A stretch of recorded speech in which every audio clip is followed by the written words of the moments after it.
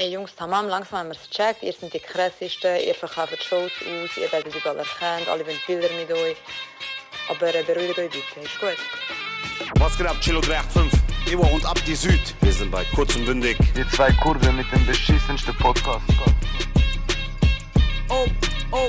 ja, der Melodie. Ey, ich schwöre ihr zwei. Irgendwann, ich verwünsche euch und nachher sehen wir. Okay? Ja, keine Ahnung, ich bin einfach Bullen geschlagen. Brüder, ich habe Termin, Brüder. Ciao. Ach, jetzt verstehe ich es. Jetzt kurz und bündig. Ja, Bruder. Jetzt gecheckt. Kurz und bündig mit motherfucking Postcard. Das ist kurz und windig,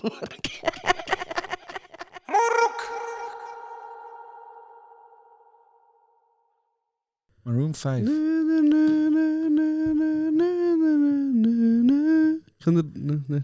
Tu noch mal ein bisschen. Doch, ja. Tu noch mal, ich bin noch nicht ganz sicher. Shazam. Ich schau schnell, ob es kommt. Bin dir. Ja, ich kann jetzt nicht den Direkt noch machen. Aber ich habe nur gedacht, ist es die Melodie, die wir die ganze Zeit am Zoomen sind? Nein, ich habe es vorhin gemerkt, wenn ich bei euch auf der Toilette war. Ja. Habe ich mich plötzlich gehört, hure laut singen. So, im Lavabo. So, Dann so gedacht, shit, man. Für sie sieht es so aus, als wäre ich so performativ. Ich so, krass, der Sänger ist da. Ja, geil, sehr geil. Und es hat eben mal den Moment gegeben, wo eine Kollegin von uns, also jetzt ist eine Kollegin, den habe ich sie noch nicht kennt, schafft auch so ein bisschen im Festival-Booking-Bereich. Hat uns lernen kennen und dann hat sie mir so gesagt, beim ersten Mal, wo sie mit mir geredet so, ja, aber bei dir, ich wohne ja recht nahe von dir und schon ein bisschen auffällig bist. Dann habe ich gesagt, was? Sie, ja, also letztes Mal bist du angestanden für Thai. Wir sind vor dir gestanden und du hast uns einfach 5 Minuten in den Rücken gesungen. Und ich bin allein angestanden. Und dann hat sie auch so gefunden, ja, beruhig dich, das Quartier weiss im Fall, was dein Job ist. Und es war mir so peinlich. Aber eigentlich hat es mich auch noch gefreut für mein Leben, dass ich einfach so hure häufig nicht merke, dass ich im Singen bin.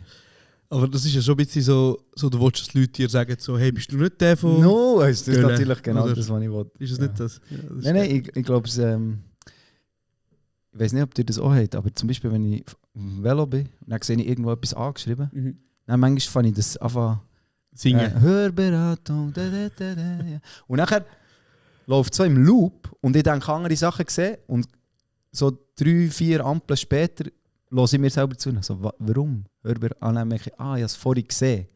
Aber und es läuft einfach so wie ein Sample die ganze Zeit mit. Und da hast du schon mal so etwas mit einem Song gemacht?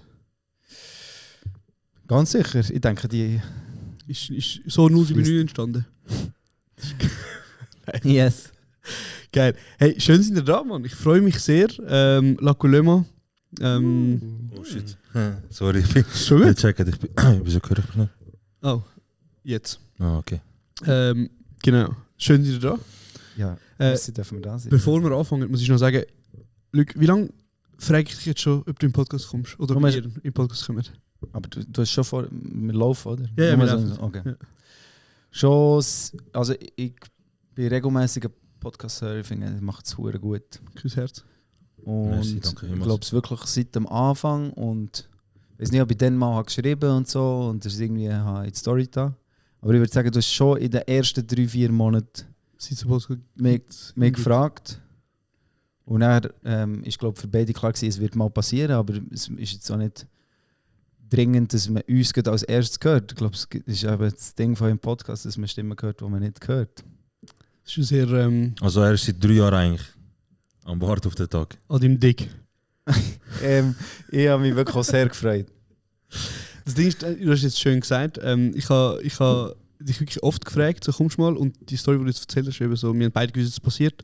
Es klingt so ein bisschen ähnlich wie die Story zwischen mir und meinem Oberschul-Crush. Und jetzt, Jahre später, wo der Fame da ist es passiert. So ist das ein ähnliches Ding. Nein, aber wirklich. Aha, das findest jetzt kommen so, jetzt kommen wir. Jetzt, wo wir ein neues Album haben. Ja, cool. Weißt du, wie das passiert ist übrigens? Was? Der Manager von ihnen hat mir geschrieben.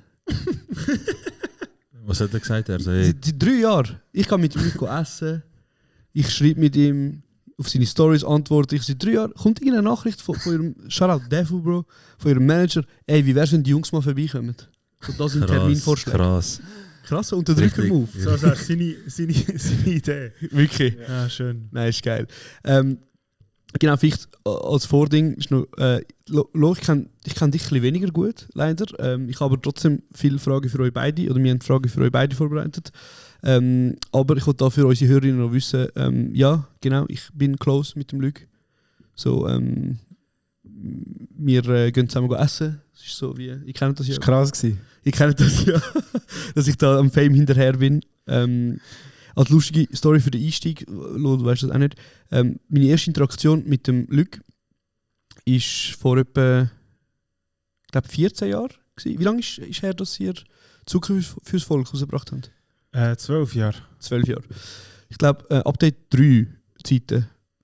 Das müsste nochmal so 2-3 Jahre vorher gewesen sein. Genau, so 2011. Ja. Wahrscheinlich. Sie haben angefangen mit so Mixtapes. Ja. Sagt man Mixtapes? Kannst du sagen, wie du willst? Ja, schon ein Album sagen. Manchmal sagen wir noch Album. Ja. Also nennen wir es als Album.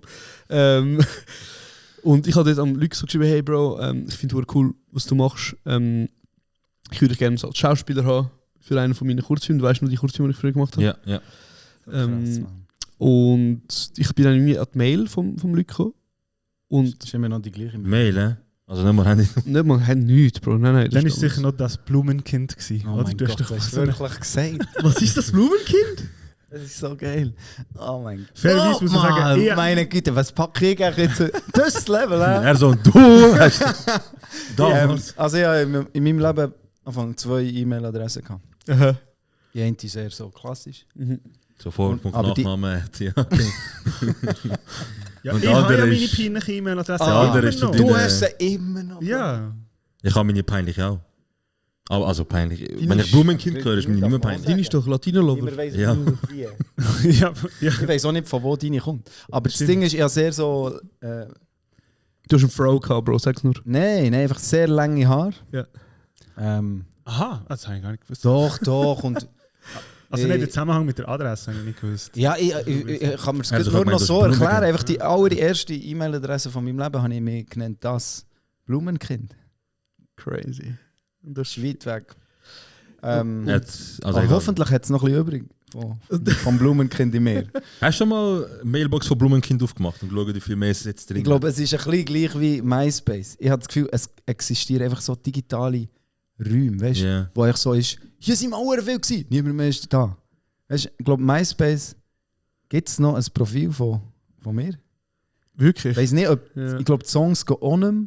Ja, Ich weiß auch nicht, ja. ob man noch die Top Friends gesehen hat. Weißt ihr das noch? Habt ihr das auch gehabt? Bei uns war es glaube eher so ein Netlog. Gewesen. Weil MySpace ist genauso die Zeit, das ist glaube so 3-4 Jahre vor uns, wo das aufgehört hat, wo wir angefangen haben Social Media zu benutzen, ist gerade Netlog ein Thema gewesen und Facebook hat neu. Ja, zuerst Habbo-Hotel, nachher nicht. Ja, ich habe Nachher, extra einen Song gemacht. Geil. Ja, extra einen Song gemacht, This is MySpace. Mit dem Beat von. Ja, der Beat nachher gemacht von This is why I'm hot. Und dann, Also was hast du nachgemacht? Hast du drauf Beatbox, oder? nein, einfach so GarageBand. Was? Habe ich so nachher gebaut und nachher ist der Refrain gewesen, This is MySpace. Und dort hat mich der Dr. Mo entdeckt. Auf MySpace. Nachher haben wir ihn getroffen in seinem Zivilschutzkeller. Stimmt. Und du, es ist Toni Karacho, warum? Ich glaube echt, weil... Carajo. Das ist dann wie ein Pornodarsteller, Ja, muss ich gerade ehrlich okay. sagen. In einem Monat Karacho. Nein, ich glaube, es ist entstanden, weil ich mal den Film Donnie Darko gesehen und mich am nächsten Tag Nice. nicht mehr richtig erinnert, wie der Film heisst. Und er das hat gesagt. Aber Und dann das ist, liebe und dann ich ist so, ne? der Name irgendwie so ein bisschen geblieben. Das ist sehr geil. Ja. Toni Karacho. Donnie Könnte das ein Karacho. alter Ego sein, falls du mal wieder Freestyle-Battles auseinandernehmen? Genau. Das wäre Vielleicht, geil. vielleicht. Wer weiß. Nehmen wir in Acht. Hey, ich glaube, easy viele Hörer von uns Schreibt jetzt verbinden Mails. sie nur mit etwas. Ah, jetzt Also, kommst- vielleicht kannst du mal vielleicht so, wo du erst so ein Nuckland bist von ihnen, Genau. kannst du auch mal so ein bisschen Intro machen über sie, so, Sehr, sehr wer sie gern. sind, Sehr, sehr gern. weil einfach, dass alle mal ein bisschen abgeholt sind. Genau, für die 5 Schweizerinnen, die uns zuhören, die wissen ja, wer es ist. Für alle anderen. Also, das ist auch so die Geschichte fertig erzählen. Ich habe am Luc das Drehbuch geschickt. Ich habe geschrieben, so, hey Bro, weißt, ich würde dich gerne als Schauspieler haben und so. Er hat mir zurückgeschrieben, er so, hey, voll geil, voll cool, Wirklich? was du denkst, ja, danke für das. Und nachher hat er gesagt, ja, schick doch mal deine Sachen. Dann habe ich ihm so meine Musikvideos geschickt, die ich gemacht habe damals, und du weißt, wie die ausgesehen haben. Ja. Und das Drehbuch, mach irgendwie, ich weiß nicht, ob du mich blockiert hast oder einfach... Er so, ey, stark, bleib dran. Er so, hey, mach weiter, glaub an dich. Und so. Bleib dran, stark. Ja, aber weißt du, ey, nein, schon gut, männliche paar Jahre. Ja. Also du hast sicher keinen Schauspieler verpasst. Ich bin wirklich ein schlechter Schauspieler. Ich weiß nicht, ich glaube, du bist ein Performer. Aber es ist etwas Bro, anderes. der Josh hat das Auge dafür zum Talent verpassen. Wow. Wow. Okay, bist einfach mehr dicht, wie ich dich nie zum Schauspieler gemacht habe. Ich bin besser, dass du nie gemacht hast, weil ich hätte dich outperformt. Das stimmt. Und ich bin jetzt ein besserer Mensch. Ich würde es jetzt zulassen. Gut, ich bin jetzt ein bisschen on the spot, weil ich muss euch jetzt vorstellen. Aber genau, angefangen mit euren Update-Tapes, Alben, je nach Sicht. Und dann habe ich gelesen im Internet, dass euer Durchbruch in Anführungs- und Schlusszeichen, also so wird es geschrieben, mit Zucker fürs Volk passiert ist. Ich habe das Album habe ich übrigens auch gekauft, gerne. Und ich muss ja sagen, eine Line oder verschiedene Lines, die mir seit Update noch oder durch Update geblieben sind so Sachen wie irgendwo zwischen Money Mother und Money Matters. Und irgendwie ist dort das passiert, dass ich euch geil gefunden habe. Lang mit EFM in Kontakt gewesen, Eldorado FM. Und irgendwie, was sie nicht geschafft hat, haben die geschafft. Gemäß Tommy. Und haben Albums gebracht, sind recht erfolgreich gewesen. Also im Sinne von, ich war damals erfolgreich, ich sage das immer noch. Und Zucker fürs Volk ist dann abgegangen. Ich habe aber das Gefühl, wenn ich mich richtig erinnere, dass der Song, das ist jetzt peinlich, aber mit dem roten Kleid. Das ist immer noch der meist gegoogelte Ding. Unser Label ist immer noch verrückt, dass wir es nicht so genannt haben. Aber das Lied heisst Jung verdammt. Jung verdammt. Weil ich bin in Istanbul gewesen, etwa ein halbes Jahr nachdem das Album rausgekommen ist. Und dann ist der Song erst in meiner Spotify Shuffle-Ding mega gepusht worden. Kann das sein, dass der Song viel später... Ja, dann hat man ja noch Singles rausgegeben, nachdem das Album draus ist. Hat man quasi einen Song einen Push geben und diesen Song haben wir erst deutlich nach dem Album-Release noch an den Radios geschickt und so. Also Genau. noch bevor man hat können auf Spotify Klicks kaufen und Bots zahlen. Genau. Und so, okay. Ja, ich glaube eben sogar, dass wir das Album zuerst nicht auf den Streaming-Plattformen hatten, sondern Ja. zuerst nur physisch. Das hat das auf letzte Mal bei iTunes. HDS haben sie über das geredet, wenn sie über das Ja. Liz Pelly Spotify-Buch geredet. Ja. Dass dann bei unserem Album das ein Ding war. Das glaube ich eben, Bakker hat uns gesagt, kommen wir uns einfach von Anfang an drauf. Also das, die Diskussion hat gegeben, hat's gegeben, ja. macht man es oder Stimmt. macht man es nicht. Stimmt. Und für Schweizer Rap-Verhältnisse ist es einfach so wie, also wie genau jetzt einfach schon aufladen, dann kauft ja gar niemand. Dann tun wir das Potenzial für Dinge. Genau, weil ich, genau, also ist jetzt so gewesen, dass Ich weiß es nicht mehr, aber wenn ich es richtig habe gehört habe, haben wir es dann also ich aufgeladen. Aber ich weiß auch, dass wir darüber... Mm. Ich weiß nicht mehr. Vielleicht vermischen wir es jetzt auch mit dem Nähr. Mit dem 079, der zuerst nur gratis war. Und dann haben wir noch eine Single daraus gemacht. Aber ja, es ist vieles... ja. Nein, aber weil ich weiss nur noch, ich habe den Song nämlich auf dem Album gehört, weil das war ja noch eine Zeit gewesen, wo weil ich eine CD gekauft und das Album auch durchgelassen habe, daheim auf meinem scheiß CD-Player. Und darum hat man jeden Song gehört. Und der Song ist mir dort irgendwie schon, ich weiss noch, wegen irgendwie Mephisto und Faust und ich habe so gedacht, ich check's. So, ich bin ein belesener junger Mann gewesen, und habe das dann wie gehört und dann eben in Istanbul ein halbes Jahr später ist mir der Song wie einfach die ganze Zeit gekommen und ich habe die ganze Zeit gehört. Und darum habe ich mich gefragt, so, was ist der Gedanke daran gewesen? Habt ihr vorher das Potenzial von diesem Track wie weniger wahrgenommen? Ich weiß im Fall nicht. Ich habe das Gefühl, man hat schon so das Gefühl, wenn man so ein Album macht, ja, so die 3 oder so, man hat so das Gefühl, die haben irgendwie Potenzial, aber das kann man natürlich im Nachhinein viel einfacher sagen, wenn es tatsächlich hat funktioniert. Weil oft hat man das Gefühl, es funktioniert gar nicht so. Darum, ich glaube, wir haben irgendwann einfach wahrscheinlich in nächtelangen Diskussionen mit unserem Label und Manager die Reihenfolge der Singles festgelegt. Aber es ist immer, weißt, man probiert einfach. Also, genau, man hat so ein bisschen eine Richtung, wo man geht, aber wissen tut man es nie. Und Zukunft fürs Volk ist auch, würdet ihr sagen, das war ein Hip-Hop-Album? Ein Rap-Album? Also ich glaube, gut so für die uns vorher haben gehört, ich glaube, die haben mega einen Bruch wahrgenommen. Ja. Schon einfach stilistisch weiss produziert ist worden. Und für uns war das wie, wir hatten ja schon die Liveband gehabt.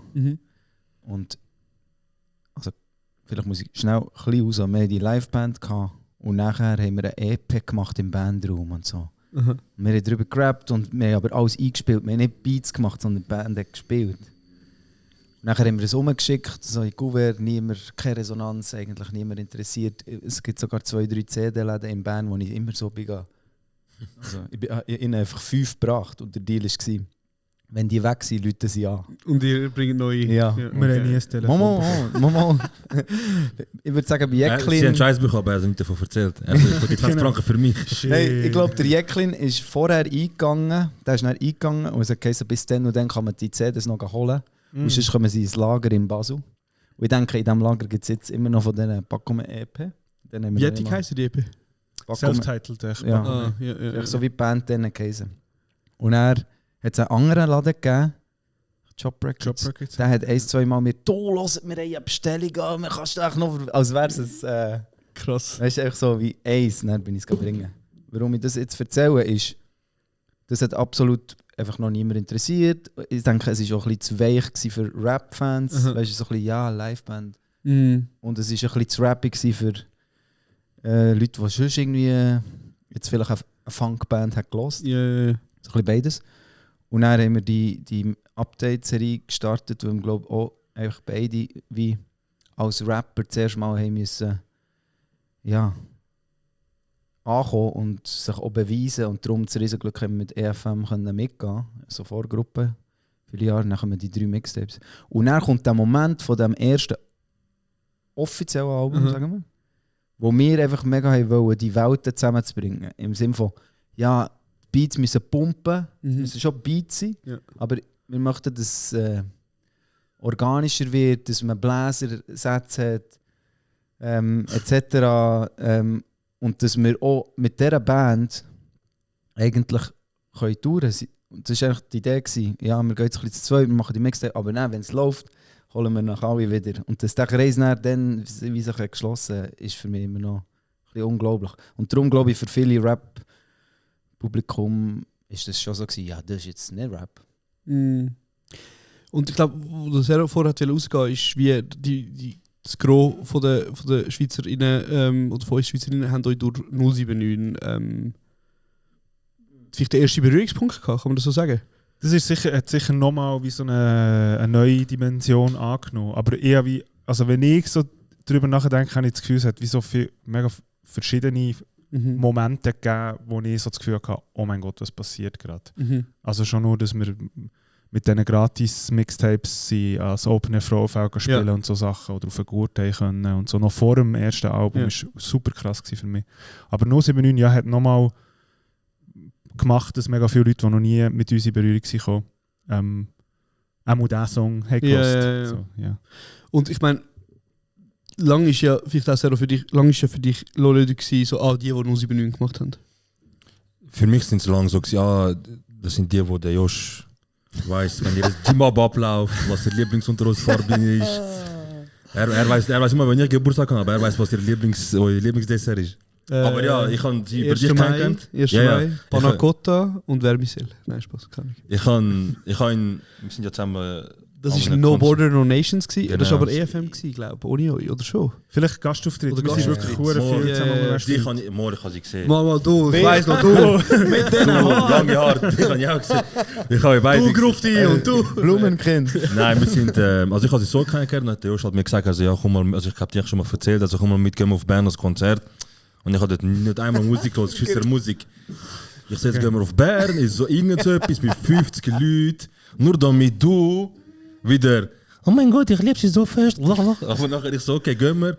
Und ich bin dort gegangen und ich so, die sind alle weg, die sind ja nur weg da. So 4000 Leute gekommen, 4000 Leute, etwas, wo viele Musiker in der Schweiz nicht Ja, bis heute nicht wahrscheinlich. all ihre Konzerte zusammen kombiniert angebracht haben. Aber anyway, genau, ich habe oft dürfen und müssen verteidigen, dass ich in diesen Kreisen mich bewegt, so dass ich halt EFM los, dass ich euch los. Ja, vor allem, wie bist du zum Beispiel... Wie ist das entstanden, dass du ihre Musik gehört hast? Ich nehme jetzt nicht an, dass mit 13 jemand von Bern kennengelernt hast, dass du auf Winter und sagst, schau, wie geil das Lied ist. Das ist eine gute Frage. Ich glaube, Irgendwie vielleicht Facebook oder so? Ich habe glaube auf Facebook mal ein EFM-Tape gelost. Ja, das ist... Also, weißt du so noch, wie es krass, passiert hat? Jemand postet? Ich glaube EFM 3. Und irgendwie habe ich dann euch in Gasttracks gehört. Und dann, lustigerweise, habe ich ein YouTube-Video gesehen vom Lo. Weißt du, wie vielfache Schweizer Freestyle-Rap-Meister Papi bist du geworden? Ich habe 3-mal das Ultimate MC Battle, das grosse in Bern gewonnen. Genau. Und das war ja während Update 3 gewesen, so. Ich bin im Publikum, ich weiss noch, ein Flyer am Verteilen gewesen. Für die nächste Party. Das erste Battle, erste Ultimate. Nein, ich glaube, es ist das zweite Mal gewonnen und dann das erste Update rausgegeben. Genau. Das war der grösste Hip-Hop-Moment wahrscheinlich von unserem Leben. Insane. Und er ist auf der Bühne so gewonnen und ich bin im Publikum so noch beim Copy schnell einen Flyer gemacht, Update gestoßen. Crazy. Ja, ist das auch dort, wo du irgendwie, also der Lo hat auf jeden Fall insane freestylt. Also wirklich so, du hast ihm können, oder heute noch, oder Konzert. Jedes Konzert, ja. Machst das, du hast können Wörter reinrühren und er hat aus dem Lines gemacht. So wie die auf TikTok live sind, so schreib das Wort, ich kann mit dem einen Reim machen und so. Es geht jetzt viel, gell? Brutal viel. Oh. Aber ich sage, die lügen die ganze Zeit, weil viele Wörter gesehen haben, so, nein, auf den kann ich nicht, auf den kann ich nicht. Ja, aber das Ding ist eben, ich habe ein Video gesehen von dir, ich glaube, es war im Dynamo gewesen, oder es ist vielleicht im Komplex, ich weiß nicht mehr genau, oder im Exil, auf jeden Fall. Irgendeine Rap-Nacht und du, es ist irgendein Gast ist vorgekommen, hat die Augen verbunden und du hast ihr das Wort Herzkreislauf-Kollaps erklären und Rosenkohl und nochmal irgendetwas. Irgendwie 3 Wörter hat er bekommen. Und Motherfucker hat 3 Songs inklusive Refrain, 3 Strophen inklusive Refrain gebracht. Und hat es geschafft, dass die Person mit verbundenen Augen checkt, welches Wort gesucht wird. Er hat auch Tabu gespielt mit Rap. Crazy. Genau, du hast noch so Wörter, die du nicht darfst sagen, genau. Die wie so mega naheliegend wären. Okay. So, und hat irgendwer, also du bist auch ein paar Battles in dem Fall, du noch nie? Hör auf, also ich finde, Battle ist so etwas wie... Also Freestyle ist nicht für dich, ja? Das ist wie Beatboxen. Du machst einfach besser, nur wenn du wirklich gut bist, sonst ist es für alle anderen anstrengend. Und wenn ich ihn getroffen hat er schon so ein hohes Level gehabt. Das so war, also muss gar nicht probieren. Ja. Ist doch gut, ist super. Ja, die TikTok-Stream, darum ist er nur im morgigen TikTok-Stream. Oh, wow. Crazy. Oh.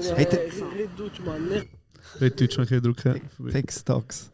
Genau. Hat es schon damals irgendwelche Leute gehabt bei den Freestyles, so, die heute auch die Schweizer Rap-Szene man kennt?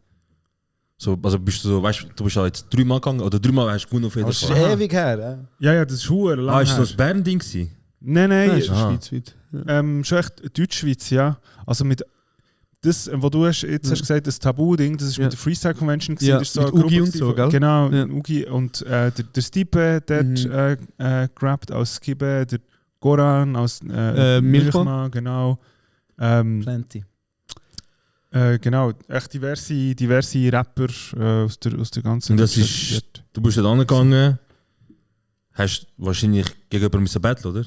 Genau, dann immer 4 Ziele hin und her, tralala. Hast du die Person disst oder hast du auch gezeigt, wie krass du bist? Das idealerweise ja beides zusammen. Okay. Genau. Ja, okay. Nein, das war insane, Alter. Und irgendwie, das Video, ich weiss, das Video war irgendwie auf 240 Pixel auf YouTube und völlig schlecht. So immer so. Völlig schlecht. Und ich habe das geschaut und ich habe wie wirklich Wort für Wort versucht zu verstehen, Bro, mit so Stift. Ich so, wie hat er jetzt kollabiert, geholt aus dem Ecke? Und das ist, glaube ich, so, das ist entstanden, so das Interesse für Loledig. So, ich habe gefunden, also wie machst du das? Das ist so eine Kunst. Und man muss ja sagen, obwohl ich sehr gerne Hip-Hop höre, habt ihr mich auch sehr stark abgeholt mit euren poppigeren Songs. Genau, und ich glaube, für viele Leute ist dann so Zucker fürs Volk vielleicht einer der ersten Berührungspunkte gewesen, wo außerhalb von, ich weiß nicht, halt EFM, Hip-Hop, Bern-Bubble sind. Definitiv. Voll, ja. Aber irgendwie, für mich ist das wie ein No-Brainer gewesen. Ich habe es super geil gefunden. Und jetzt, was sind wir, 5 Alben später? Mhm. Müsste das 6. Album, das ihr jetzt rausbringt? Ja. Also Zucker fürs Volk ist das erste gewesen. Wenn man die Mixtapes vorher nicht als Album zählt, genau. Okay. Ja, genau. Wir machen es wirklich schon sehr lang. Genau. Ja. Das ist wirklich, Also ihr habt 3 Updates gebracht und nachher Zucker fürs Volk, genau. Ingwer und ewig. Ingwer und ewig und nachher Update 4. Genau. Ja, das ist die 4. Der ist auch ganz. Ja. Und jetzt sind wir bei ich hoffe, ich spreche es richtig aus, ich bin nicht so gut im Französisch. Krise als Chanson. Und jetzt bringen wir raus am 27. März. Also, wenn ihr da die Folge hört, ist sehr wahrscheinlich schon draußen. Oder kommt raus. Ja. Ja, ich weiß nicht genau. Kommt immer am Mandy an uns, oder? Genau. Ja, Das ja. ist nächste Und das Woche. ist nächsten Mandy. Nein, alle 2 Montag jetzt. Genau, in dieser Woche kommt es raus, glaube ich. Das heisst, 28. kommt es raus, glaube ich. Die übernächste Folge. Also die nächste Folge, sorry. Ah. Genau, also nein, wenn ihr es hört, wir machen jetzt 2 Wochen Tag. Wenn ihr es hört, ist es schon ein Tag draußen. ja. Hey, und genau, noch ein paar Hard Facts zu dem. Du hast vorher schon angesprochen, ihr habt vorher schon angesprochen. Mit euch zusammen sind ihr 10 Menschen in der Band. Yes, genau. Ja, du bist doch mal in den Bandbus eingestiegen. Ja, ich bin Das war auch guter Entertainer. Ja. gewesen. Aber ne, also alle haben nur Liebe gehabt. Aber das war richtig, sehr funny gewesen. Ja. richtig gut. Richtig geil. Kann man genau vorstellen. Das ist Kann man genau als Groupie. vorstellen. Ich habe gehofft, es passiert, das ist nicht passiert leider. Und seitdem hast du nämlich auch immer gesagt, wir müssen etwas filmen mit der Band. Ja. Und du bist dort Backstage gewesen. Ja. Ich Im glaube, es Salzhaus. ist einfach irgendwie... Ja genau, Ja, Winter. ich habe ein bisschen gefüttert, ja, das sind ein paar Ja. geile Fotos. Ich habe immer noch... Ich denke immer, es wäre so schön, so ein kleines Tiny Desk-mäßig. Ja, machen. das müssen wir unbedingt machen. Weil das ist insane. Ihr habt 10, also mit euch zusammen sind ihr 10 Bandmitglieder und zwar schon seit eh und je. Ja, also es hat schon Wechsel gegeben jetzt über die schon fast 20 Jahre oder so natürlich. Aber es hat mega viele, die wirklich schon lange dabei sind. Also 10 Jahre und mehr. Das hätte ich schon immer noch von Anfang. Day ones. Aber mich würde ein bisschen wundern, es ist ja in der heutigen Zeit oder auch schon in den letzten 15 Jahren, wenn man das mitrechnet, nicht normal, dass man so eine grosse Band hat. Vor allem nicht, wenn man nicht pro Auftritt irgendwie was weiß ich verdient, aber ich meine, ihr zahlt eure Bandmitglieder, ihr nehmt alle mit. Vielleicht könnte man darüber diskutieren, es gibt ja ganz viele Menschen, die auftreten nur mit einem DJ oder mit einer kleineren Band. Und ich spüre in diesen Gesprächen mit euch oft raus, dass euch das mega wichtig ist, dass man auch Musikerinnen mitnimmt, dass man Musikerinnen dementsprechend auch dann auch Gigs gibt. Die Band heisst trotzdem Lollyrig. So, erzählt mal ein bisschen, was das für euch bedeutet, warum das Prinzip ist von euch. Ja, also ich glaube, ich finde, wie alle Varianten gehen, ja wahnsinnig tolle DJ-Konzerte schon gesehen und eben auch so Big Band-Shows. Also dort habe ich wie so eigentlich Liebe für alle Formate. Es hat auch Phasen gegeben, wo wir DJ-Shows gegeben. Ich finde, es ist wie, man ist dort auch so als Frontperson sehr in einer anderen Rolle. Es ist vielmehr so ein Host-Ding. Und das Tolle an so Live-Konzerten mit halt wirklich vielen MusikerInnen ist halt schon, dass es wie noch oder mega viel beiträgt zu so einem wirklichen Moment erleben. Wo ich so das Gefühl habe, das passiert alles jetzt gut. Das ist nicht jemand drückt Play, sondern jemand drückt die Taste, macht mit diesen Seiten, singt, ruft und es passiert hure viel Zeug. Und wenn wir mal nichts zu tun haben in einem Song, passiert immer noch hure viel, weil alle 8 andere machen auch gut, sind auch gut voll drin und so. Und ich finde das etwas einfach Wunderschönes, so, dass das so passiert. So, genau. Darum, ich glaube, das ist etwas, wo ich einfach sehr schätze. Du hast gerade recht verschiedene Sachen angesprochen. Ja, sorry. Aber nein, es ist eine sehr spannende Sache. Etwas davon ist noch ein bisschen mit dem Namen, es steht jetzt Low & Ludwig, es ist nicht mehr wie die erste EP, so ein Bandname, den niemand hat gemerkt, sondern es braucht so ein bisschen die Gesichter. Ja. Und es ist auch immer wieder ein neues Abwägen so als Konstrukt, das so wächst. Ja, wo jede und jeder ist im Leben. Teile Familie, Teile sonst irgendwie ein Projekt und wir sind halt Tag für Tag das. Und dann gibt es Phasen, wo wir wie zu zweit arbeiten und dann wieder Phasen mit Festival Pang. Und jetzt gibt es eine mega intensive Zeit, das ganze Wochenende Bandraum mit der Band. Und das ist sehr etwas Spannendes. Manchmal auch streng, aber auch sehr schön, das mit Freunden dürfen zu machen. Aber es ist so nicht, okay, es ist halt nicht nur, man trifft Freunde, sondern es ist auch noch unser Job auch noch geworden. Und dort immer wieder herausfinden, ja, okay, stimmt es für alle? Gut, weil sich alle mega identifizieren mit dem Projekt, ist ein unhuere Geschenk, aber auch eine rechte Herausforderung, würde ich sagen. Und man würde es vielleicht, ja, es ist wie, weil es gewachsen ist,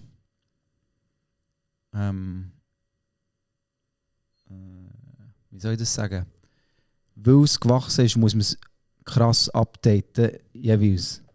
Wenn es so ist, ja, jetzt würde man auf einem weißen Papier ein Konstrukt bauen, würde man, glaube ich, wäre ja einfach jetzt, würde man überlegen. Und es ist aber wie etwas, das im 06 ist einfach gewachsen. Jetzt, also wirklich, oder? Ich glaube schon, ja. Darum muss man einfach immer wieder schauen, wo man gerade ist. Und das Letzte, was du hast gesagt hast, ist ja, es ist ja fast niemand so unterwegs, würde ich auch unterstreichen. Man kann DJ-Konzerte so, also man kann richtig gute Shows machen. Und es kommt nicht darauf an, was das Setup ist, aber schon spannend, wie eigentlich eine Zeit auch prägt, was für Musik gemacht wird.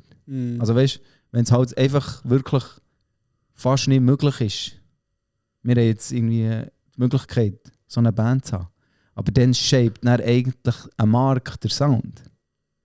Oder? Ja, fair. Also ich sehe einfach, wenn ich Orchester unterwegs. Ja, absolut. Aber ich meine auch... Die haben ihre eigenen Häuser. Die bleiben dort. Stimmt. Die bleiben halt einfach dort. Das sind ja die schönsten und teuersten Häuser. Darum sind die dort. Das ist dort, was sie dann die Lesungen machen. Aber sie sind gerade hoch in Hochkultur eingestiegen, oder? Die ersten paar Shows in der Hochkultur in der Highbrow haben wir gemacht. Jesus. Aber genau, es geht... Ich finde... Weißt du, was ich meine? Hey, ich verstehe es sehr, aber ich meine, ich finde wie auch so... ich meine das in allen Ehren und so, aber es ist eine gewisse Hierarchie muss ja da sein, oder? Also ich meine, die entsteht erstens von wie Menschen Musik wahrnehmen, oder? Und Menschen nehmen halt Vocalists meistens als Front, man sagt ja auch Frontmann oder whatever, also man nimmt das ja einfach wahr, dass die Person, die singt, die vorne hockt, vorne steht, nimmt man einfach wie als Bandleader in Anführungszeichen an. Hat auch damit zu tun, dass es Slow Lyric heisst. Es hat auch damit zu tun, dass ihr die Gesichter sind. Aber irgendwie tun ihr ja trotzdem. Ihr ziehen alle mit und alle arbeiten mit dran. Und es ist ja trotzdem eine Entscheidung, dann zu sagen: Hey, look, ich nehme euch alle mit und ich zahle euch alle auch. Und das bedeutet auch, dass ihr am Schluss weniger Cash habt.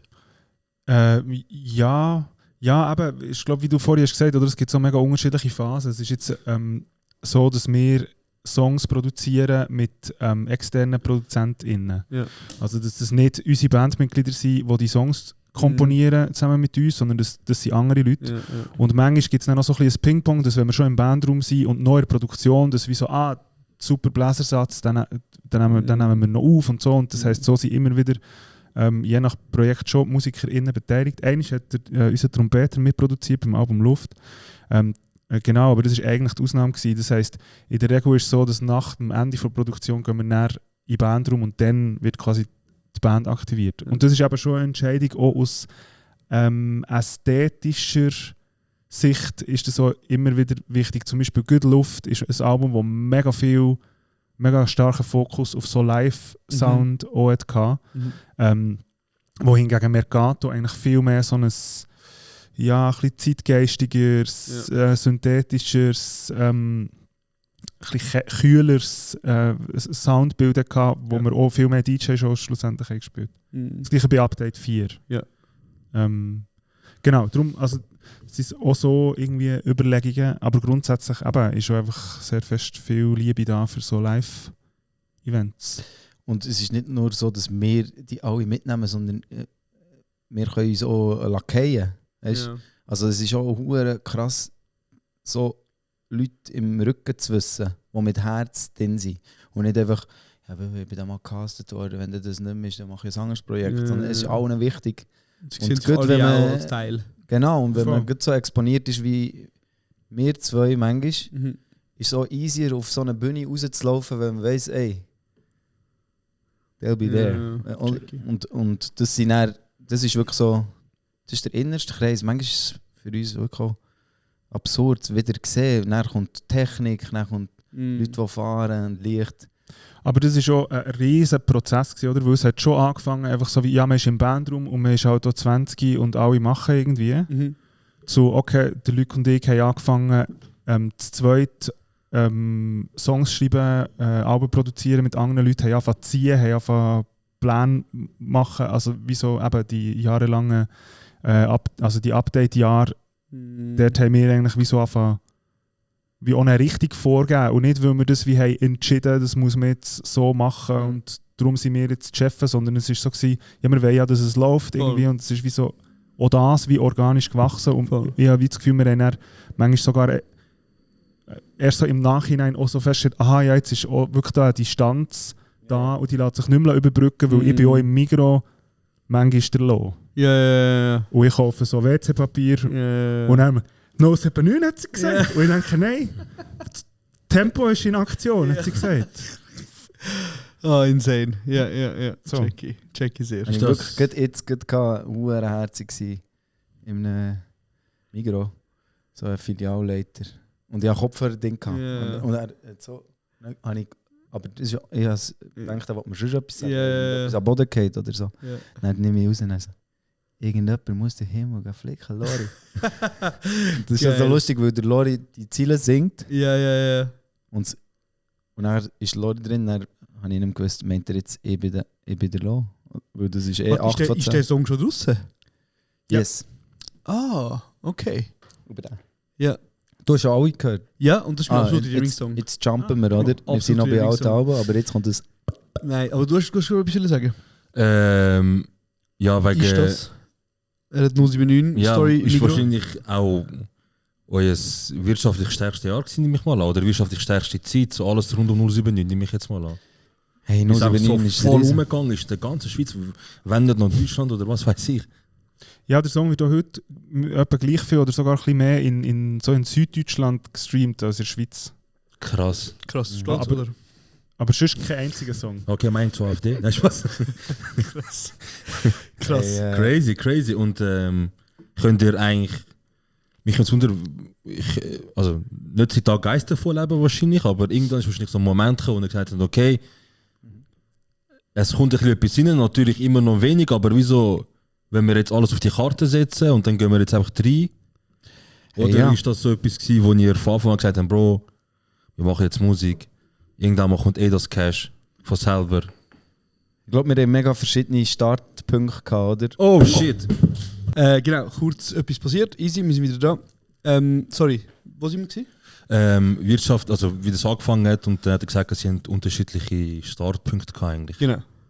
Genau, weil es glaube für mich schon ein konkreterer Wunsch war, wenn es irgendwie geht, würde ich gerne Musik machen in meinem Leben und dass es viel Platz nimmt und darum, also nicht gedacht, dass ich einfach von dem kann leben vielleicht, aber schon so ein bisschen als konkretes Berufswunsch. Ja, voll, ich könnte Musiker werden, okay. Genau, währenddem und nachher jetzt eigentlich für beide ab 2014 mit dem Zucker fürs Volk, ab dann können wir eigentlich von Musik leben. Aber es ist ja auch eine konkrete Entscheidung, oder? Also man muss ja nicht, es kommt Geld rein und man sagt jetzt, easy. Ja, genau. Und ich glaube, darum sage ich verschiedene Startpunkte, weil es, glaube für dich wie ein bisschen weniger ein konkretes Ziel war, sondern ey, ich mache das gerne, das sind meine Freunde und alle sagen, das kann ich gut.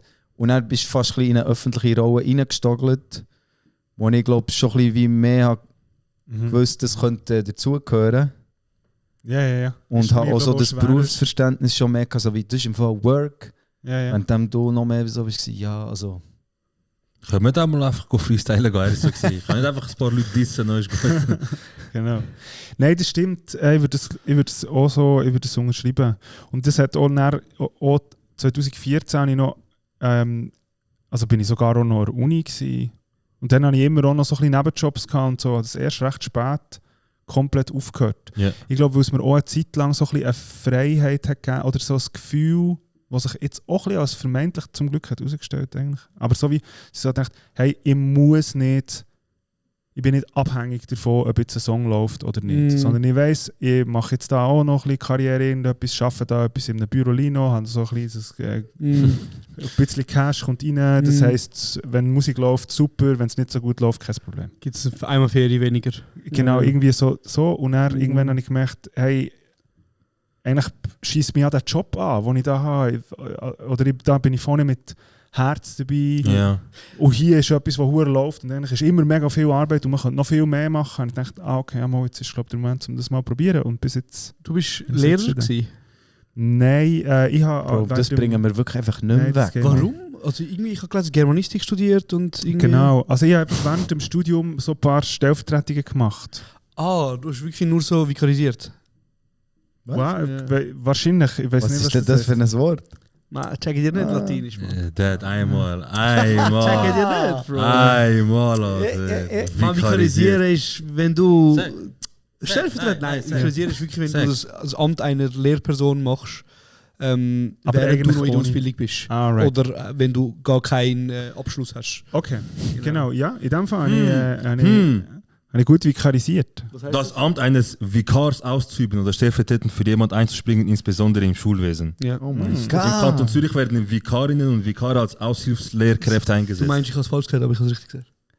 Ja, das Vikar stimmt. ist einfach ein Synonym. Alles gut, Ist einfach ein alles Synonym. gut. Alles gut. Also ich bin nicht schuld drauf, aber... Ich bin Ja, schuld. aber das ist wirklich hartnäckig gewesen jetzt. Ich glaube, das ist genau in die Zeit gefallen von dem ersten offiziellen Album «Zucker fürs Volk». Die ersten Interviews, die ein bisschen breiter sind gegangen und das wird dann so reproduziert. Und wir haben beide dann während dem Studieren und Musik machen für Geld noch ein bisschen Stellvertretungen gegeben. Genau, Ist halt aber wir sind beide... mad gut bezahlt, Ja, muss man sagen. bessere Stundenlohn als jetzt wahrscheinlich, oder? Ja. 80 Stunden pro Stunde haben wir bekommen.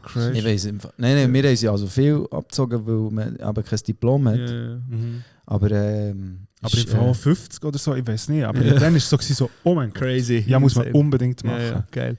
Okay, also nein, sorry, einfach falsche Information. Tager PH. Du hast auch studiert, oder? Ja, Geschichte. Geschichte. Ja. Also so allgemeine Geschichte oder Kannst du alles fragen, Wikipedia. Wo ist Kurdistan? Sag ihm, Bro. Frag ihn, wo ist Kurdistan, Bro? Sag. Ja. Im Herzen. Dankeschön. Gerne sicher. Okay. Ihr spielt 3-mal hintereinander im Bierhübeli. Yes. Was für eine ist das? Jump. Und Aber wo sorry. ist das und Bro, wieso ist also- das so? Also, Du tust einfach, ihr tut manchmal 3. nein, weil ich habe eigentlich nur 20 Fragen. Als wäre also 82% von Bern. Aber nein, es ist mehr, also, was ist äquivalent von Bierhübeli? Oder was ist das genau? Allgemein, so, ist es ein Club oder ist es so... Das ist so ein Konzertlokal, ja genau. Okay. Es ist eine ehemalige Brauerei und hat schon noch Vergangenheit. Ist das dort, wo Wo du gut mal ist, ist so die auf der vergangen? Show, so auf der Bühne mal gewesen bist? Ist nicht Bühne gewesen, Ist EFM Christmas im Bierhübeli? Yes. Ja, genau. Ah, ja. Ah, dann ist die Location. Okay. Darum ist für ihn so selbstverständlich. Ist, Ja, normal. Das ist, Nein, aber ich meine, es ist wie das Kaufleute in okay. Zürich. Ist wie so, also, Ja. kann man, oder nein, Bierhübeli ist noch mal grösser. Nein, Kaufleute ist ein bisschen grösser, nicht mega viel. Bierüber sind glaube ich 950 Tickets, wo man rauslässt und Kaufleute sind glaube ich 1100 oder so. Ja, okay. Irgendwie so. Kaufleute ist ein bisschen grösser. Genau, aber es ist echt so eines von der grösseren Und Konzerte. 3-mal im Jahr. Weißt du gerade wollen sagen, wieso, warum? Oder hast du gerade wollen Genau. einfach so 3-mal im Jahr spielen, wieso? Ja, ich habe mich alle unterbrochen, Mann. Wieso machen ihr das? Ist das so ein Special? No. Einfach jetzt Ja, für das Album. überlegen wir mal, das Album kommt raus. Wieso spielen sie 3-mal Ja, hintereinander 3-mal im Bierhübeli? Jahr. 3-mal im Jahr. Oder 3-mal hintereinander. Sie Okay. fühlen es 3-mal. Okay, ja, um was geht's genau? So. Also genau, 1., 2., 3. Mai feiern wir echt das Album, das rauskommt. Krise als Chanson und für das 3. Datum Ja. hat es für so Junge, die in Wintertour irgendwie auf Facebook haben mitbekommen, hat es immer noch Tickets. Let's fucking go. Schon insane, oder? Also ich meine, ihr habt ja auch schon Venues gespielt mit... Also ich meine, eure Open Air... Hör auf, lass deine Tour. Der seid ihr mit dem Warte, also ihr dürft ausverkauften- immer ein Album machen, das genau perfekt abgestimmt ist, dass ich am 1., 2., 3. Mai Shows spielen. Nein, das mit dem Jahr für Jahr wäre schön, ist überhaupt nicht so. Aha. Du hast das wie... Nein, du hast das, nein, sie fangen jetzt ihre Tour an und während andere Leute halt strugglen, um das einmal zu füllen, Ja. schaffen sie es jetzt schon 2-mal ausverkauft. ja, aber Bro, das ist auch einfach Bern, gell? Ich kann gar sagen, aber ich habe das Gefühl, ich wollte euch das fragen. So, ich habe das Gefühl, in Bern, also der Native ist ja vorher wieder wegen Dings geredet haben, über, wie heisst da das Format, wo man da vorne kann go rappen oder singen und hinten ist Eifarbe und so. Colors. Colors, Colors, genau. so geil. Es gibt doch so Sachen, wo man einfach stolz ist, obwohl man es nicht selber ist. Wo man nicht, Ja. Bro, Aber Ja. er ist einfach nicht gewesen. Einfach Es gibt, Schweiz. es gibt so ein Foto von Desmond Tess mit dem Roger Federer, wo sie beide haben zusammen trainiert. ja. Wir sind alle stolz auf das. Ich bin echt stolz, es gibt das Foto. Es hat absolut nichts mit mir zu tun. Und Same, ich schwör. das Ich habe gesehen, Native dort, ich so, oh mein Nein, aber Gott, sorry, we man, made das ist it! einfach immer noch Ja, ja. insane. Ah, das ist Und er hat es so gut gemacht. Und das ist eben wieder Bern, oder? Und jetzt wollte ich euch fragen, ist das vielleicht, weil es sind ja auch schon andere Leute von Bern da gewesen, EDB ist auch da, das ist jetzt auch behindert abgegangen und so, oder einfach crazy am abgehen. Und jetzt ist meine Frage, ist es einfach Bern, dass man, wenn man in Bern etwas macht, in Bern Umgebung schneller schafft, ein bisschen Fuß fassen und mehr supportet wird und mehr unterstützt und mehr so ist einer von der Region? Ich weiss nicht, Oder ist es wirklich einfach, dass Bern einfach sicke Künstler hat und einer nach dem anderen raushaut? Und aber Zürich ist doch insane im Moment. Also es ist doch viel rum. ja, fix, aber Findest ich du immer... glaube, die ganze Schweiz sieht das ein bisschen so, dass das einfach Bern einfach noch ein anderer Punkt ist in der Schweiz. Es ist noch viel wärmer, man ist viel offener, man pusht einander, man ist füreinander da, man supportet, man geht an 3 Live-Shows hintereinander, man geht an Silvester an Ja, vom Dinge, Christmas. 2-3 Mal hintereinander ausverkauft und so. Oh Das my könnte, God. ich glaube nicht, dass es so einfach ist, als ein Rapper von Zürich zum Beispiel so etwas auf beistellen, In oder? Zürich. Ja, in Zürich. Vielleicht, es hat sicher viele Einflüsse. Aber vielleicht ist es, weil... Also es gibt sicher so eine Linie, weißt, ich kann mich erinnern, wenn ich mit 5 Endo Anaconda gesehen habe. Dann fährt es verdammt ein. Einfach so. Es hat immer Musikerinnen um uns gehabt, schon als Kind in dieser Stadt. Und darum kann es schon sein, dass sich das so ein bisschen, egal über die Musikgenre drüber, ist einfach so wie, und jetzt kommen neue Hotel Samar, crazy Levels. Aber ich meine, Aber vielleicht ist das, aber ich muss sagen, ich kann das nicht, das müsst ihr dir abschätzen. Ich habe das Gefühl, Zürich ist sich gegenseitig sicher im Vergleichweise auch am Pushen. Ich bin jetzt nicht sicher, ob Bern so ausprägt. aber ich meine, wenn du jetzt die erfolgreichsten MusikerInnen aus der Schweiz anschaust, jetzt wenn du nach Zahlen gehst, also es ist ja recht offensichtlich, dass die meisten aus Bern kommen. Also es gibt jetzt sogar eine Doku rausgekommen letzte, wo DJ das Wunder Bobo. von Bern oder so heisst. Ich bin nicht ganz sicher, vielleicht ist es auch fake. Aber auf jeden Fall. Ja, aber das ist eben vor allem ein Narrativ, Ja. wo man, also man kann ja nicht lügen. Ja, Es gibt ja. viele Bands, die in dieser Stadt sind entstanden. Also Zürich West ist Bern. Genau. Mhm. Patent ist Bern. Patent ist Bern. Dann Splendid macht jetzt auch gerade einen Senkrechtstart. Bern. Oder? Ja. Ja. Ihr seid aus Bern. EDB, Native. Ja, das ist schon. Und ich meine, auf der anderen Seite muss man einfach sagen, gut, Zürich hat hohes Talent, Zürich sind insane hungrig, aber es schafft leider niemand, 3 Mal hintereinander das Kaufleute auszuverkaufen, sorry. Und das ist wie... Vielleicht, und das wollte ich vorhin sagen, vielleicht läuft einfach in Zürich immer zu viel. Ja. Dass man, eine Zeit lang habe ich so das Gefühl gehabt, darum fangen vielleicht die Jungen auch gar nicht an, etwas selber machen, weil man kann auch einfach irgendwo hergehen, wo etwas passiert. Das würde ich sagen, ist wieder leid. Es kommt sehr viel aus Zürich. Aber ich glaube, der Bass hat es doch sogar mal so gesagt, dass die Bern ist einfach so tot, dass die Leute Wenn sie sich freuen, wenn überhaupt irgendjemand etwas Nein, die kauft. merken einfach, nein, das ist mehr so der Spirit von, schau, es läuft nichts, ausser wir machen etwas. Es kommt keine Band auf Bern, wir müssen im Fall selber. Ja, check okay. Mehr so aus dem, darum heisst ja eine von der sehr berühmten Bands ja auch einfach Zürich West. Ja, Das ist der beste Name. Kenn ich nicht, keine Ahnung. Überleg Doch, den aber Namen. Zürich hat einen Song, den jeder kennt. Ich schenke dir mein Ich schenke dir Herz. mein Herz, mehr habe ich nicht, du kannst es haben, wer du willst. Mama. Leider nicht, sorry. Sorry. Ja. Aber Du musst mehr singen im Podcast. Wirklich. Er hatet mich immer, würde ich nein, so ein Scheiß. Aber ich meine mehr eben, weil, wenn so, willst du schauen, ich habe nicht das Gefühl, dass, also ich bin davon überzeugt, dass Zürich nicht weniger Talent hat oder Ja, generell Mann, nicht mal, generell nicht mal kannst sagen, der Kanton hat mehr talentierte wie der. Es ist einfach nur Art, also es ist nur von der Plattform abhängig, oder? Und ich habe das Gefühl eben, so allgemein so in Bern, das ist nur vielleicht so das Gefühl, so ist mir so viel so, oh mein Gott, der ist geile Musik, der ist von uns, ist geile Shit und so weiter. Und in Zürich habe ich das Gefühl, ist das nicht so.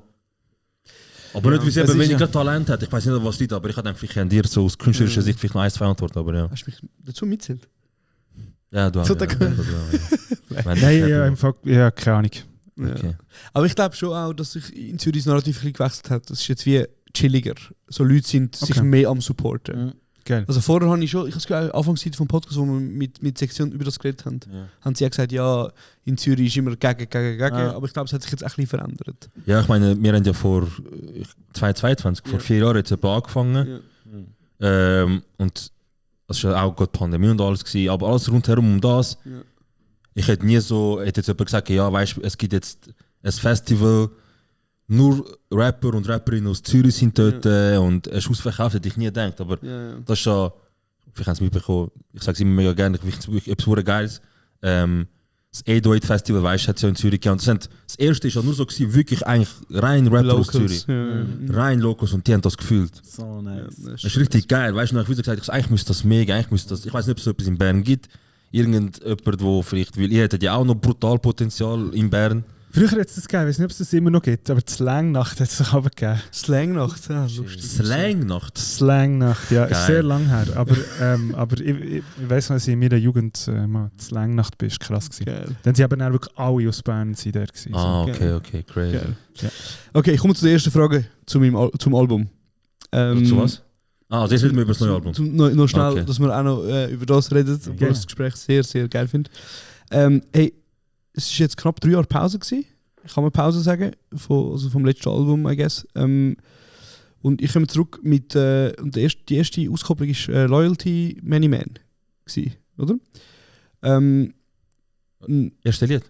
Das erste, das als Single genau rausgekommen ist. Okay. Nicht das erste Lied auf dem Album, glaube ich. Das zweite, genau, ja. Und da geht es poetisch und malerisch, so ein bisschen, malerisch vielleicht das falsche Wort, aber es geht um Gazankrieg, es geht um Waffenexport, es geht um Wehrpflicht, fragile Männlichkeit und ein bisschen auch um die Perversion vom Asylwesen. So. Es gibt dort drin Lines wie, sorry, vergebt mir mein Deutsch, aber auf YouTube winkt ein junger Mann in die Kamera vor einer Drohne, die auf ihn zufliegt und er ist weiss Rauschen. Sorry für die Melodie. Ihr sagt jetzt Sachen wie «Wes muss sein, gehen wir fort, der rettet meine Haut, aber noch eher rettet mich meine Haut.» Also es sind alles sehr, ich will nicht sagen plakative Lines, aber wenn ich eure Songs früher höre, habe ich das Gefühl, die sind weniger oberflächlich kritisch, weniger oberflächlich politisch gewesen.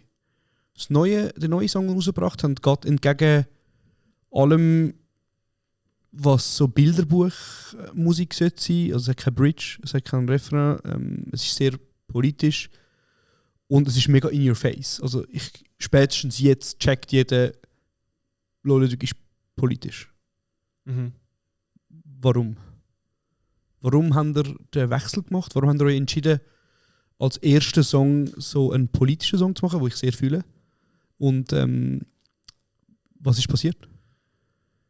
Ja, vielleicht wieder so, wie das viel Rap-LoserInnen Zucker fürs Volk als Brauch haben wahrgenommen, passiert jetzt das auch ein bisschen, haben wir das Gefühl, und für uns ist es gar nicht so eine, wir empfinden es nicht als Brauch, sondern einfach ein bisschen als Weiterentwicklung, glaube ich, oder so wie als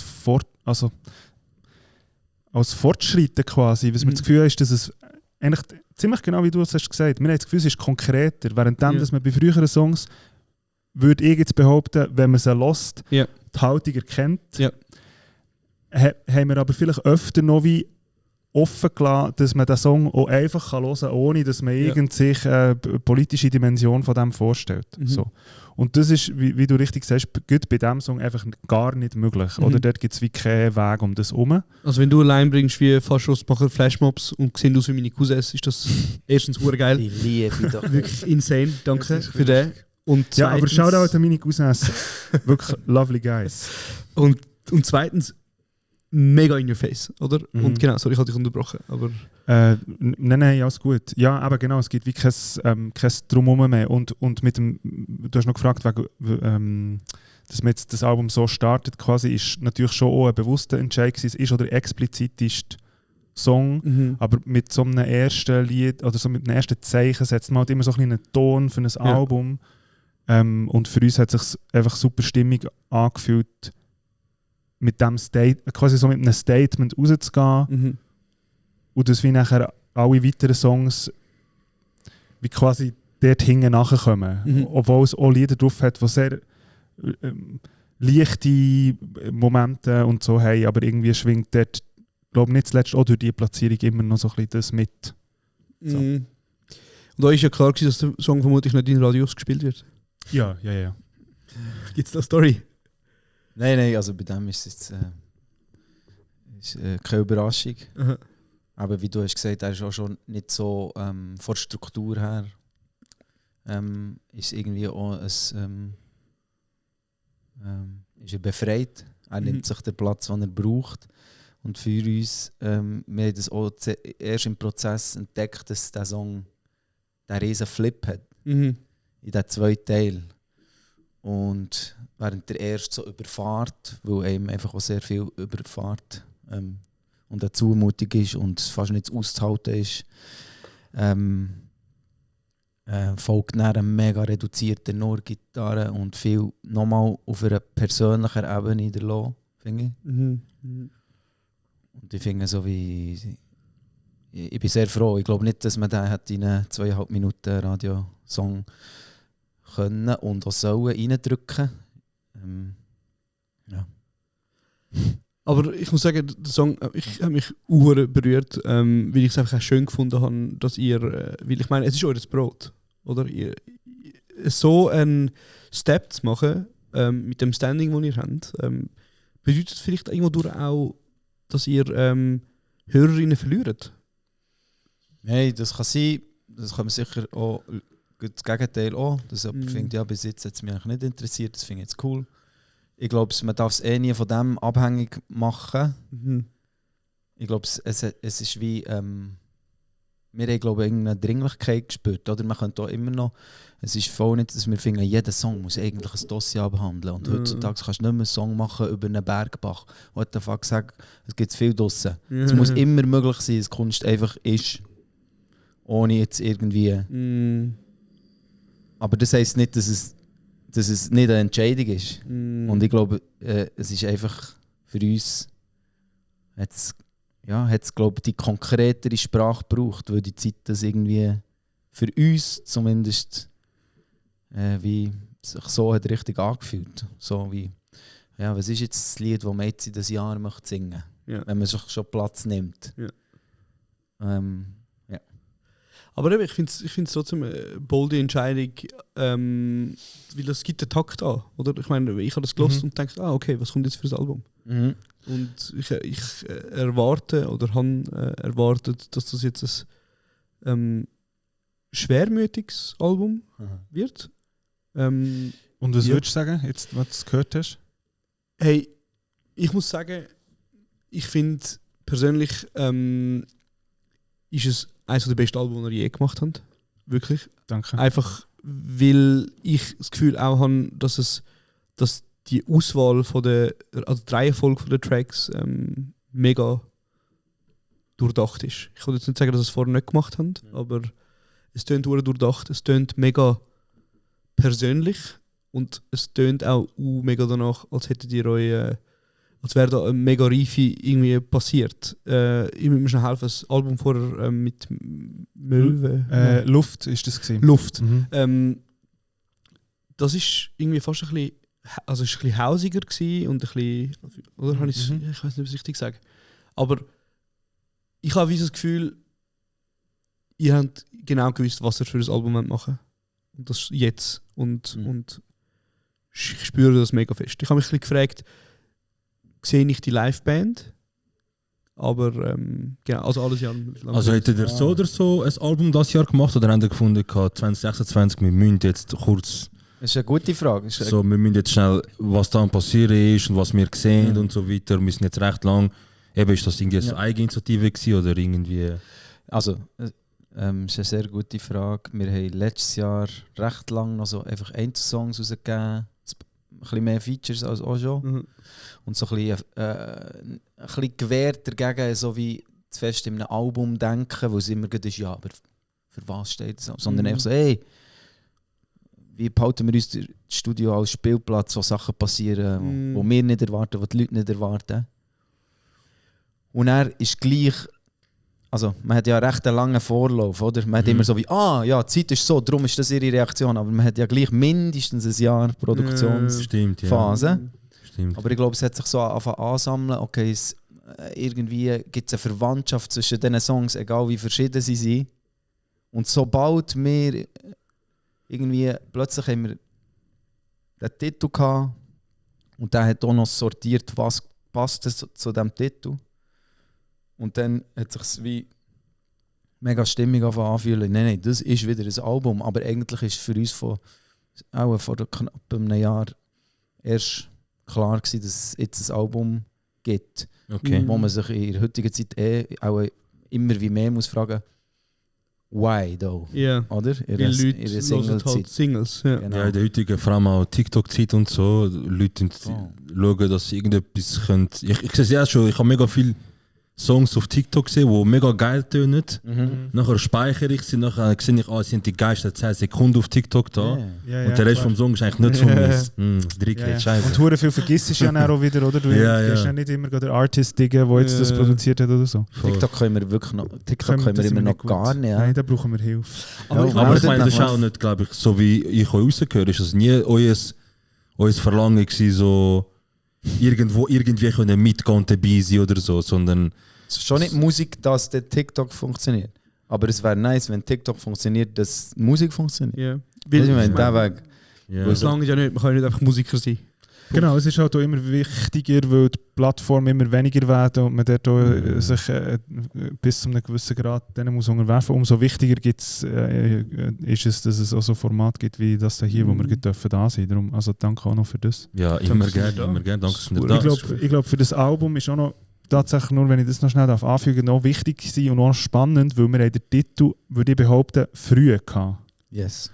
Ihr habt den ersten Namen gehabt, hä? Ja, ich glaube, nein, wir haben schon viele Songs da gehabt und so, aber weißt du, so einen Haufen Songs, du hast irgendwie 30 Songs und dann plötzlich hat der Luc, ich weiss nicht, hat mir in die Ferien eine Sprachnachricht gemacht, so, hey, ich weiss, wir haben eigentlich gemeint anders und das wird für ein spätes Projekt, aber ich habe das Gefühl, das ist im Fall der Titel, und jetzt lass zu. Und dann hat er mir erklärt und dann habe ich am Schluss sagen, es stimmt voll. Und dann hat das wie so eben gemacht, dass wir gewusst, okay, diese Songs die sind weg, die können wir noch mal, das ist etwas anderes, da kommt da drauf, da kommt da drauf, okay, wir brauchen noch das und das und dann können wir noch das machen. Und dann hat das wie der Titel auch noch das Album so geshaped, weißt du? Ich glaube, mehr als früher, wo wir so waren, okay, ich glaube, es sind diese Songs, ja, wie wollen wir jetzt dem sagen? Und dann hat man halt so gesucht. Ja. So. Aber ich habe gewusst, der Tenor vom Album ist, es geht um Krise, es geht um Leid, um Schmerz oder um ich weiß nicht, was würdest du sagen? Ja, ich würde eben sagen, dass das wie so einerseits haben wir gemerkt, es entspricht dem, was schon da ist. Der Titel passt sehr gut und gleichzeitig ist es ein Kompass gewesen, für noch weitere Lieder zu machen, dass man wie so hat gemerkt, es muss irgendwie das als Referenz haben. So. Jackie. Und es ist, glaube ich, auch mehr, was sind die Reaktionen auf die multiplen Krisen um uns und vielleicht auch in uns manchmal. Also es muss dann auch nicht, wenn man jetzt denkt, wenn man den Podcast bis hierher hört, was ja auch schon schwer ist, und dann sagt er noch, ein schwermütiges Album und so, oh mein Gott. Ich finde, es hat auch Eskapismus, weißt du, wo wirklich so ist, es reißt aus. Es gibt viele Reaktionen auf eine Krise. Ja. Fair. Und ist, glaube ich, mehr so ein Ringen mit der Welt und mit sich selber, das wir haben probiert. Und mir hat immer wieder die Frage geholfen, so wie sollte eine Chanson tönen heute? Weil für mich ist Chanson, der Name, ist mega so mit einer Zeit verbunden. Ich denke so 70er Jahre und da ist er mit einer Gitarre, einer vollen Bass und es ist ein kleines kritisches Lied. Schweizer Bob Dylan so. Ein bisschen die Richtung und nachher ist es so wie tönt es im 26. Und dass man es dort auch, also das kann man ja sagen, wir haben wie diesen Titel gehabt und gedacht, vielleicht machen wir mal wirklich so Classic Chansons. Ja. Und dann so gesagt, aber wie ist das 26 Chanson? Vielleicht ist es echt der hardest Rave-Beat. Dass man es dort vom stilistischen alten Kleid wie in ein neues verwandelt. Was bedeutet Chanson auf Deutsch? Chanson ist echt ein Lied, aber es kommt so mit einer Tradition. Französische Chanson steht für etwas. Es ist nicht einfach ein Lied, ja, es gibt verschiedene Lieder, sondern ich würde schon sagen... Es ist eigentlich ein Genre fast schon, oder? Kann man sagen, ja. Voll. Ja, es ist oft politisch, oft mega instrumental reduziert. Es ist irgendein Dude mit einer Gitarre. Wo meistens ein Dude. Okay. Meistens ein Dude, meistens ein weißer Dude, muss man auch sagen zu dem. Genau. Und dann ist es oft auch so wiederkehrende Strophenstrukturen zum Beispiel. Es sind, es ist jetzt nicht eben eine sehr reduzierte Form eigentlich von Lied. Okay. So, echt so ein bisschen eben, was die Amis so ein bisschen als Volk verstehen, oder? Ja, also vielleicht so, Menschen, ja. Und was ist denn die Alternative, also der Alternativname gewesen, bevor Chanson kam? Das wenn Wo du jetzt, oder, also ich könnte selber sagen, du hast ja gesagt, es ist eben mehr gewesen, dass die Krise als Chance recht früh war, als das ist schon stark, es macht etwas, aber wir haben es noch ein bisschen wir denken, wir machen das mal. Bis wir haben gemerkt, das, was wir gerade machen sind, das ist ja eigentlich... Das ist eigentlich Chanson, okay. Das ist eigentlich... Ja. Okay, jetzt verstehe ich. Okay, crazy. Auseinandersetzung damit. Crazy. Der dritte Song ist Hochdeutsch. Nicht der dritte, aber... der dritte auf dem Album. Ja. Alles auf Hochdeutsch. Und zwar habe ich es beim zweiten Mal man hört keinen einzigen Akzent. Doch, bei mir hört man schon recht. Aber also ich habe es auch nicht probiert. Ich habe dir gesagt. Ich weiß nicht, wie es wir sind schon mal, vielleicht diese Side-Story, wir sind mal Murmel gewesen, oder? Biber. Synchronsprecher. Hey. Ist ein Synchronsprecher gewesen? Ja, Biber-Duo. Ja. Und nachher sind wir das aufnehmen und dann haben sie so wollen, dass wir so übertrieben... So das Schweizer Hochdeutsch reden. Richtig fest, noch mehr als wir sehen hätten. Ja. Und nachher Händer. Ja. Weil der Back hat gestummen, Boys. Aber ich glaube einfach ein schlecht... ist jetzt nicht ein grossartiger Film gewesen. Ich weiss noch, ich weiss noch, dass der Titel ist, glaube ich, irgendetwas im Wunderpark. So. 2 Biber im Wunderpark. Irgend so. Und er ist aber so im Skript, wir sind dort so am Lesen gewesen, dann steht aber da steht Wunderland. Und der Film heißt Wunderpark, nehmen wir so dem in Regie, aber er ist also. Hat Bastian Baker keine Zeit gehabt? Der hat auch schon, gell? Ja, aber es war noch real gewesen, weil es ist so, der wo in Regie ist gehockt und uns hat angeleitet, ist die Synchronstimme von Leuten wie im Marty McFly aus Back to the Future und so. Weißt du, so eine berühmte deutsche Synchronstimme. Und es war einfach schon noch weird gewesen. Ich habe so das gehört und dachte so, wie, als Kind habe ich immer zugelassen. So lustig. Sorry. Hat er nicht auch Will Smith? Oder sind es eben 2? Es ist eben der wie heißt der, Carlton? Von Prince of Bel-Air. Von Prince of Bel-Air. Okay, geil.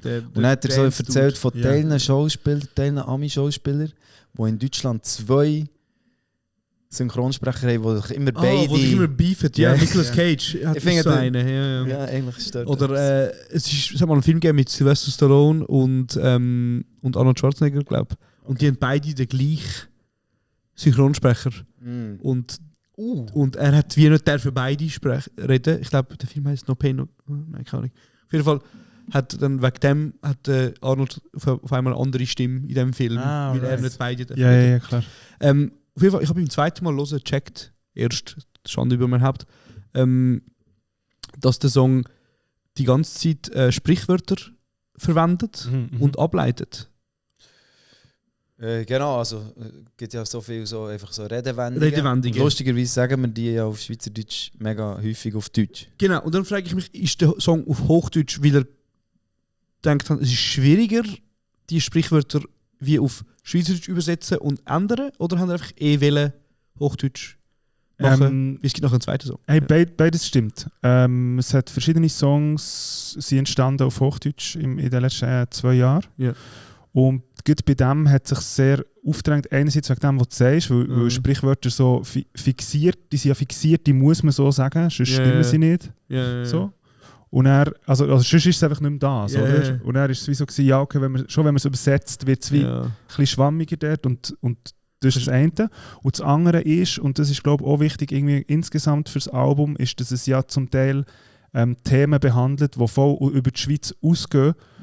Also zum Beispiel der Rüstungsdiskurs und Themen wie die Wehrpflicht und das allgemeine Rufen nach, wir müssen wehrhaft sein und uns verteidigen, weil Russland gleich angreift, oder weiss der Teufel, geht ja mega weit über die Schweiz aus, oder? Ist eigentlich etwas, wo wir auch Diskurs immer nachvollziehen, was eigentlich in Deutschland passiert, wo wir wie so sagen, aha, ist okay, jetzt machen wir das jetzt so. Oder? Und darum haben wir auch das Gefühl gehabt, passt es thematisch auch sehr, dass der Song auf Genau. Hochdeutsch ist. Was echt so ist. So, Ja. ja, schau, das ist im Fall, Das der macht betrifft Sinn. auch den ganzen Sprachraum und noch weiter. Das macht hure Sinn. Und es ist der dritte Song vom Album. Das ist das dritte Mal, dass es hure politisch ist. In diesem Album.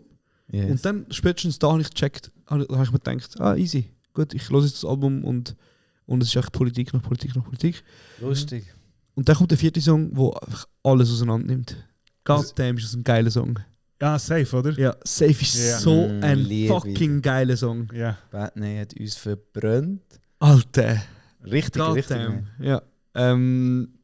Hast du den gelesen? Nein, was geht? Bitte? Um was geht's? Gute Frage. Ja, das ist eine sehr gute Frage. Ja, jetzt kannst du mal zeigen. It's a geile Song. Jetzt Blackout. Ja, Nein, weißt, es ist im Fall einfach ein geiler Song, sie singen zu krass. weil das ein Song ist, wo ich denke, ich weine zu dem. Im Club, Bro. Geil. Also Ich nehm- ist es ein Club-Song oder ist Es es... ist ein. Ich weiß Nicht, weil ich euch nicht fucking- fühle. Nein. Ich habe den Link auch gerade erst vor kurzem bekommen und ich bin gestern den ganzen Tag noch so am Es ist Schlafen. einfach ein fucking Ohrwurm, Mann. Iui. Es ist ein brutaler Song. Ja, Es ja, ist, ja. Bro, es ist ein Song, wo ich will meine Wifi in Ausgang nehmen zum Abgehen. Es ist einfach ein brutaler Song. Badney. Es hat Badney on the map geputtet für mich. Also Native Release habe ich es jetzt Für zum mich- ersten Mal entdeckt. Ja, aber Und sie ist Junge, insane. Junge, Ja, Junge. es ist insane. Aber ja, ich glaube, er tut dem Album auch gut. Aber zum ein bisschen gegensteuern, so wie, ja, es ist ein mega schwermütiges Album, es ist schon Krise im Titel. Ja, Es gibt auch solche Momente drin, wo so ist, ja, da außen ist crazy und darum gehen wir, glaube ich, heute crazy. Also das ist für mich ein Song, wo so ein bisschen, ich mache mich bereit, zu meinem Ausgang gehen.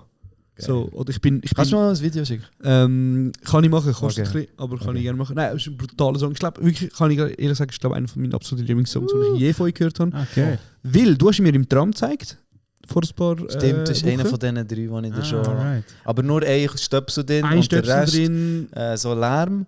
Ja. Plus noch so 3 Kinder. und 3 Kinder am Schreien gewesen. Darum habe ich es noch nicht so gefühlt. Ich habe so Nein, sie haben gedacht, noch geschreit. Ich habe einfach gemerkt, ich bin manchmal im Film, wenn ich dann Musik zeige, Ja. entweder, das ist so wie wenn jemand dein Geschenk auspackt. Du Ja. machst jemandem das Geschenk und dann so ich wegschauen, oder? Und für die andere Person ist es auch nervig, so wie ho, hoffentlich gefällt's mir. Ja, genau. Und dann zeigst du jemandem mit einem Stöpsel Musik und bist entweder so einfach die Person am Ja. Anstarren, dass die auch gar nicht mehr genießen kann, oder du gehst grad, ich bin völlig Mitperformer gewesen. Plötzlich schaue ich so über. Es hat echt so 3 Kinder, die mich wirklich so anschauen und denken, aber bei dem ist etwas nicht mehr. Ja, ja. Und wir sind im Traum, Bro, der Luke am Abgehen und ich so, Scheiße, ich muss jetzt auch abgehen, weißt du, peinlich. Er zeigt mir seinen Song, weißt du, und ich so, voll geil. Und ich so nebendran. So, aber sehr geil gewesen. Ich habe ihn nochmal gelost. Wirklich insane geiler Song. Yes. Und du, ich höre dich so ein bisschen auf den Adlibs und so weiter, gell? Ja, ich mach nur Kopfstimmen Ja, für Krankenkasse aufzählen. ja. Aber der ist wirklich insane. Fucking love that song. Hast du noch andere Favorite? Oder hat er, Ja, ich muss ehrlich sagen, ich weiß nicht warum, aber ich habe so viel aufgeschrieben, Alter. Ui. Siehst du das? Der Bruder hat, Gott selber 3 Alben aufgeschrieben da. Er hat schon, ja, Kontraalbum für uns Album in die. Ja, nein, ich Crazy. einfach, Er hat Gott selber gemerkt, er ist ein zu viel. es ist viel geschrieben, ich habe viel geschrieben, Alter, schau mal. ey! Bro, er Ja, hat, aber ich habe das Album einfach durchgelassen und denke, so, das ist eine What? Frage, die ich Kannst du es stellen schicken? Alter. Ja, es ist schon Das ein ist, paar ja heavy die, Fragen. das ist ja jetzt Sprachnachrichten in den nächsten 2-3 Monaten hin und her. Ich finde halt irgendwie Sola mit dem Pronto insane. ist Pronto von dem Album? Mm, Geil, ja. geil, nice. Jetzt haben wir aber dann ist er durch. Geil. nice. Ähm, Es ist immer so ein Run, ich habe früher den Pronto so gesucht mit dem Gilly, mit dem Bewohner und ein Running Gags von ist so gewesen, wir wirklich auch Merch, also wir wirklich ihn gefeiert, das ist wirklich ein geiler Sieg. Also ich auch finde Dick Riders auf jeden Fall. künstlerisch auch wirklich 10 von 10, weißt du? Andere, rufen nur andere im Podcast, wir den da finanziell versuchen unterstützen, verstehst du? Ich habe genug gekauft, und- Dick Bro, ist gut. Ja. Und dann haben wir immer so ein Running Gag gemacht, so, wir so, ja, jetzt ein neues Lied ist draus und so, wir so, ja, die wir zusammen wetten, wer die ersten 10 Wörter erkennt, der kommt Ja. unterstützt. Ah, geil. Ja. Ja, also Schweizerdeutsch hat nie internationaler getönt, als wenn der Pronto anfangen singen. Es ist schon... Pronto kannst du nicht haten, Bro. Schweizer Musik hat Nein, für mich kannst du schon ein Vor- und nach Pronto Zeitrechnung, muss ich sagen.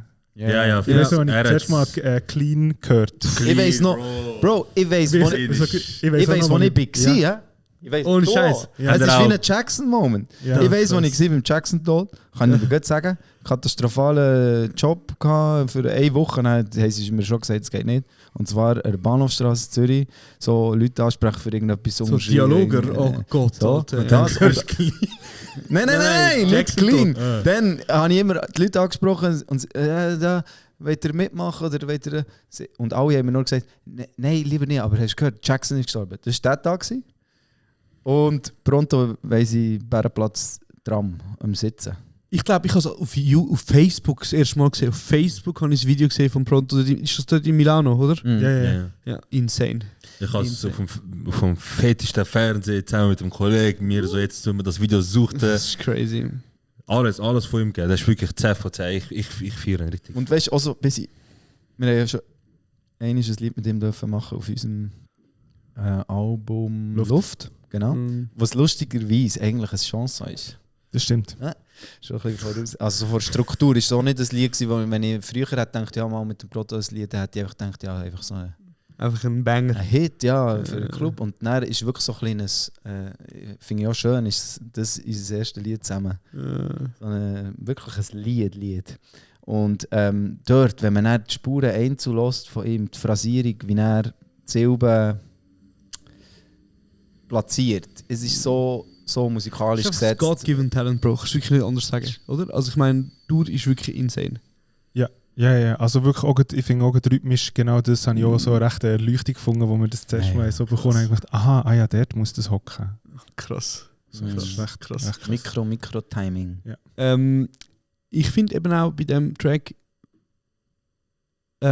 zeigt es einfach, dass ihr die insanesten Songwriters sind, Alter. Für mich in diesem Game. Also ich weiß nicht, warum es mich so berührt, aber du Das fängst hat er an auch mit- letztens in der EFM gesagt, einfach, dass ich gesagt habe. Und er sagt das. Zu EFM? Ja, er Ja, sagt, ja. er so, ja, ihr seid alle zu crazy, Writers und so, noch nie so krass. Ist nur der Manilo da gewesen, Bro. Ah, der Fall. Ja, Manilo hat er gesagt. Ja, Bro, aber, du bist der Sickste, was es gibt. nein, Bro. Aber ich muss einfach ehrlich sagen.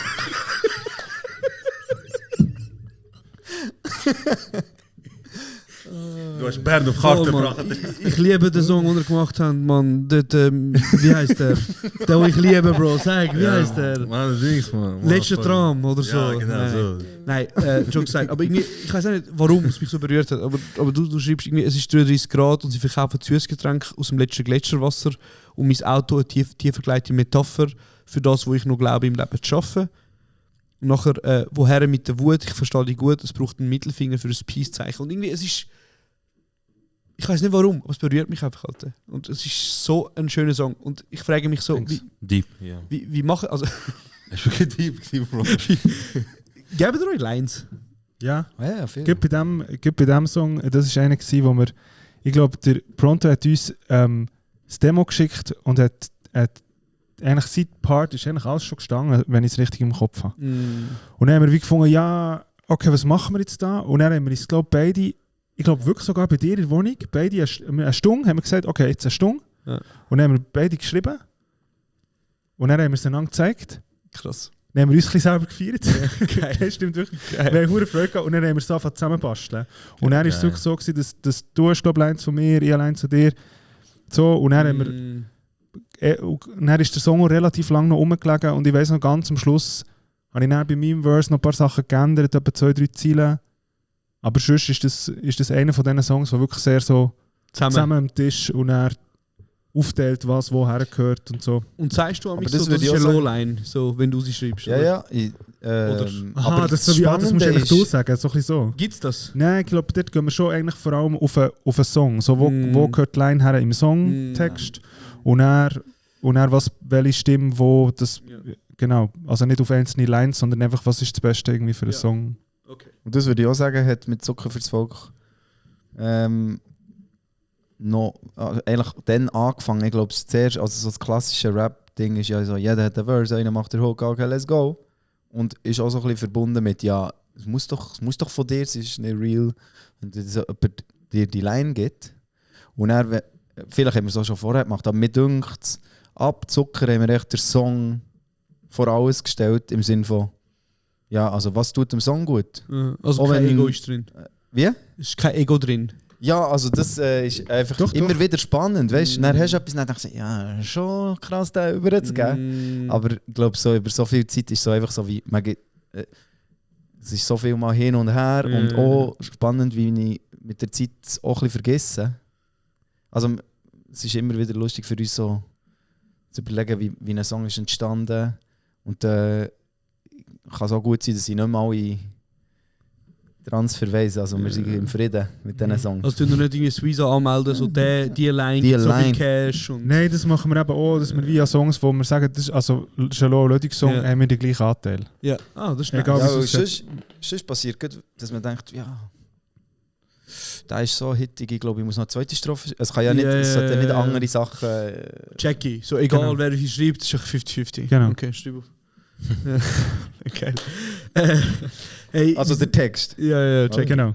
Wir sind jetzt bei Stunde 20. Ich habe noch ein paar, ich habe es gelabelt als unbequemere Fragen. Habt ihr Bock auf die? Krass, Bock.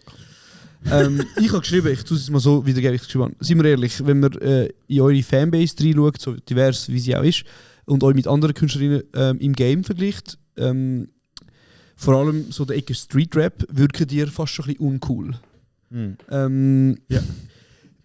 Eben, ich habe es vorher schon gesagt, ich habe früher oft müssen verteidigen, dass ich euch los. Das ist eine Kritik, die vermutlich von Menschen kommt, die nur den Song 079 kennen, das ist Sharat Zerat, oder im ersten Tram von euch gelost haben. Und dann gibt es aber so Hits, die andere machen, ich kann jetzt nur ihn als Vergleich nehmen, EAZ Juicy, wo vielleicht ein bisschen weniger Substanz haben als eure Songs, wenn man so kritisch redet, sorry, ich meine mehr, Juicy ist vielleicht weniger ein politischer Diskurs als gewisse Hits von euch. Und trotzdem wirkt es, als hätten Songs wie eben von Sektion oder von ERZ mehr Daseinsberechtigung als eure Songs. Ist das ein Image, wo euch nackt? Oder wie geht ihr mit dem um? Würdet ihr das überhaupt unterschreiben? Ist das eine unfaire Frage? Das ist gar keine unfaire Frage. Ich Das find war einfach eine lange Frage. gewesen. Ja. Ich finde es schon eine unfaire Frage. Also Ich nochmal, find schon. findest du? Ja. Warum? Ja, Rap ist nicht gleich Rap automatisch. Mhm. Sie machen etwas anderes wie EAZ zum Beispiel. Ja, Also, wie soll ich sagen, weißt du, EAZ ist also dein 16er TV. Ja, aber wenn man jetzt Und- Hits mit Hits vergleicht. Juicy ist ja nicht dein 16er TV. Du wirst auch nicht, Zürich zum Beispiel, Stimme oder du von- wirst auch nicht Auto Control von 50 Cent mit etwas vom... Ja, aber wir reden von Hits, oder? Wir reden von Hits, weil in der Schweiz hat 079, was sind das, wie viele Millionen Streams? weiß nicht. Ja, ich habe jetzt geschaut, fast 9 Millionen. Nein. Doch, doch. Nein, null- viel mehr. Ich glaube, Viel sie mehr. über Nein, auf 40. YouTube. Ich habe nur YouTube. Ah, sorry. nein. Ja, schau, er so, beruhig dich. Okay, Nein, ich, aber bin ruhig. Spotify ist, Ich habe glaube ich, mit ich habe nur auf YouTube jetzt mal geschaut mit meinen Kollegen. Ich habe so das laufen lassen. 43 Millionen Ja, fix. auf Spotify. Ja, Streams. dann, also ich sind weit über 50 Millionen, weil YouTube hat auch nochmal knapp 10 Millionen. Und das ist jetzt nicht die Frage. Die Frage ist ein bisschen so, Wo ist Geld? Nein, Spaß. die Frage ist ein bisschen, wie gehen ihr damit um, dass vielleicht in der Street Culture Songs wie von ja. Sektion und von EAZ cooler wirken oder eine Ja. größere Daseinsberechtigung haben und bei euch sagt man so, ah ja, 079. In Gott der Froh gibt es jetzt Juicy. Ja. In Gott der Froh gibt es jetzt Hits von Sektion Zürich. Es ist ja auch einfach eine komplette Slack gewesen in der Schweiz, dass solche Hits, dass solche Songs so gross können werden. Und funktioniert ja eigentlich erst seitdem nicht mehr das Radio der einzige Gatekeeper ist. Hier so, oder? Für Songs so gross zu machen. Ja, ja, genau. stimmt. Und dann kann man sagen, wir können uns Mühe geben, wir können alles drinstecken. Und dann hat es gleich noch ganz viele Faktoren, die nicht in unserer Hand sind, warum etwas funktioniert. Oder? Ja, fair. Ja, auch irgendwie wegen der Wahrnehmung. Also ich glaube, dort habe ich wie so das Gefühl, also das gehört ja auch so zu einer Jugend dazu. So, man sucht immer nach Zugehörigkeit, aber man will unbedingt cool sein und dazugehören. Man weiss, das ist ja immer auch so etwas Diffuses, wo man nicht genau weiss, was es eigentlich heisst. Also auch so in meiner Erfahrung ist immer so wie, ist das ja immer eigentlich etwas, was man vor allem spürt, wenn man das Gefühl hat, es ist nicht da. Ja, Oder? Ja, voll. Ich glaube auch, dass die allercoolsten Leute wirklich nicht die sind, die am meisten das Gefühl haben, sie sind wirklich cool. Ja. Sondern eigentlich ist dort auch ganz viel, ist ja immer nicht gut. Oder ein bisschen mit Angst verbunden, habe ich das Gefühl. Und dort also habe ich wie das Gefühl, bewegt man sich auch so ein bisschen raus, generell mit dem Älterwerden. Und dann wegen der Musik habe ich auch das Gefühl, ist es, glaube für mich, ich finde es echt hure geil, neues Zeug zu entdecken und irgendwie andere Sachen zu machen und so. Und ich glaube auch dadurch, dass wir jetzt schon so lange Musik machen und wir auch immer wieder mit Leuten zusammenarbeiten, die wir hure schätzen und so, dass ich wie so weiss, hey, schau, wenn wir zusammen die Songs machen, bin ich safe. Wenn jemand findet, es ist nicht cool, dann, ja, logisch. Also alles gut. Ich finde auch nicht alles cool. Also unbedingt. Dort habe ich, glaube ich, den Anspruch nicht mehr, weil ich weiss, hey, schau, ich kann es im Fall genauso gut machen, das ist das Beste, was ich kann. Ich bin zufrieden, finde es geil. Ja. Und den Rest musst du, wie er sagen, wenn du das gut findest oder nicht. Ich glaube, das muss man irgendwie auch haben, gerade wenn es ab einem gewissen Öffentlichkeitsmoment ist. So wie du musst dich von dem ein bisschen distanzieren und auch anerkennen, so schau, die Erfolg hat ein bisschen mit deiner Arbeit zu tun, aber wirklich nicht nur. Und die Misserfolge auch nicht. Und ob du als cool wahrgenommen wirst auch und uncool auch. Das ist wie so, das hängt nur bedingt mit dir zusammen. Heavy. Also das ist ein spannendes Thema, aber ich habe das Gefühl, es ist wie noch mal ein Podcast. Ja, 100%. Aber ich finde einfach, also zum Beispiel eben, ich habe nicht das Gefühl, dass ihr ungern Hits macht. Also ich finde, ich mache es gern. So Songs wie, ich weiß nicht, Tribut, 079. Ja, also ich glaube, du meinst, man macht die nicht nur, weil man denkt, das ist ein Hit, sondern er kommt intrinsisch aus uns raus. Genau, es tut für mich nicht, als wäre ein Label hinter euch, das sagt, ey, macht TikTok-Songs oder macht Songs, die im Radio gespielt werden, sondern ich habe das Gefühl, wenn ihr Songs macht wie eben im ersten Tram, Jungverdammt, Tribut, dann sind das Songs, die ihr geil findet, wie ihr das machen wollt, wo ich übrigens auch sehr geil finde. Und dann macht ihr aber Songs auf dem neuen Album, wo ich finde, ist mein absoluter Lieblingssong, eben, wo du sagst, du hast vorher gesungen mit Lori, ich habe es aufgeschrieben. Flicken, genau. Ja. Und Flicken hat für mich alles andere als Hitpotenzial, aber finde ich einen der schönsten Songs. Und ihr könnt ja wie beides. Und ich glaube, das ist so ein bisschen die Frage, so stresst euch das nicht, wenn ein Song, wo vermeintlich einfacher ist, I guess, also einfach wahrgenommen wird, 43 Millionen Klicks hat und ein anderer Song das wir nicht anbringt. Ich glaube, die Ruhe muss man ein bisschen finden, im Sinne von, wenn es jemand eben nicht proaktiv auscheckt, gibt es so wie ein Bild von uns, weil halt 1-2 Songs so medial irgendwie sind umeinander gekommen, dass man einfach denkt, ja, ich glaube, die sind etwa so und so. Aber weil es so out of hand war, haben wir, glaube ich, auch einfach wie einen Umgang mit dem. So wie, ich verstehe, warum du denkst, das sind wir. Aber ich glaube, man kann sich alles reinziehen und dann kann man uns immer noch wegfinden, gell? Es ist nicht so. vielleicht helfen all die Songs nicht, die man auch noch hören kann. Genau. Aber so wie für uns ist schon sehr wichtig, gibt es die Breite oder ist das alles hörbar und nicht, ich finde schon, die Plattformen machen manchmal dann lernst du irgendjemanden kennen, der noch nie von dir gehört, irgendwo in der Ferien. Dann, die machen Musik. Ja, aber geben den Namen ein, bang, 5 Lieder. Also die strukturelle Reduktion von den Namen, das sind die 5 Lieder. Ja, genau, das ist schon brutal. Das meine ich, ja. Aber Wie ich habe das Gefühl, jede Person, die sich ein bisschen auseinandersetzt damit, findet in eurem Katalog Songs, wo... Vielleicht auch nicht, aber... Ich glaube, wo sie schon berührt. So. Ich glaube... Auch auf dem Album. Ich glaube, wenn das jetzt überhaupt nicht deine Musik ist, wird der Song mit dem Pronto oder Safe, wirst du sagen, 100 Pro. Dude. Ja. Fix, 100 Pro. Was ist denn... Auch eine unangenehme Frage?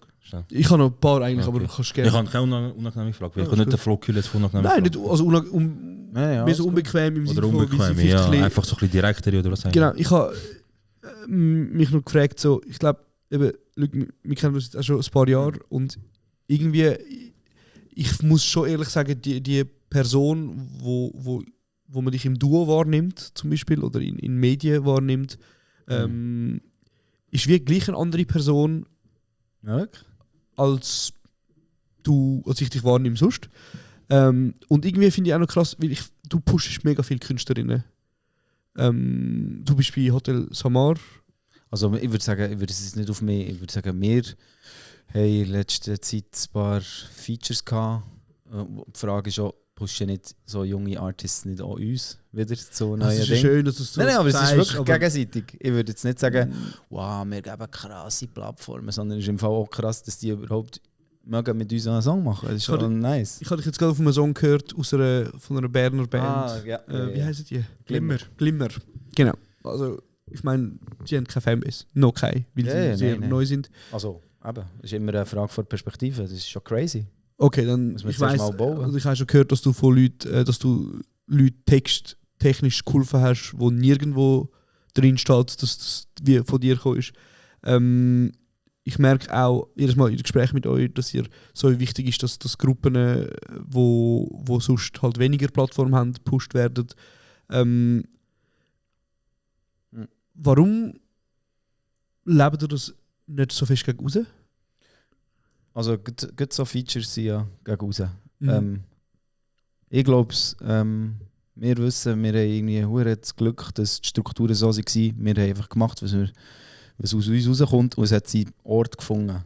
Und ich glaube, weil wir immer noch im Schreiben sind wir auch neugierig, was Neues kommt. Und es kommt hure viel. Und die Schweiz ist hure divers. Und dann schaut man die Medienlandschaft an und man muss sagen, ja, ein Trauerspiel, was man mitbekommt. Weißt? Ich glaube, da draussen sind sogar viele Leute, die interessiert wären, aber wo hörst du was? Und vielleicht schon, wenn man Resonanzraum hat man dann so ein bisschen, ja, aber dann kommt man nicht so, dass irgendwie sich irgendetwas verändert. Aber ich weiß nicht, ob sich verändert. Es ist ja einfach auch Interesse. Es ist für uns hure nice, mit so Leuten zu arbeiten. Und ja, man ist dann auch manchmal einfach. Also weißt du, wenn wir jetzt starten würden, ich weiß nicht wie. Ich habe das Gefühl, wenn wir gestartet haben, habe ich so wie gedacht, ja, wir müssen einfach so, und dann geht es dann schon. Und dann ist es wie gegangen. Und jetzt könnte niemandem ein Rezept sagen für jetzt. Ich finde, es ist nochmal schwieriger geworden, wo sind Plattformen, wo gibt es kleine Konzerte.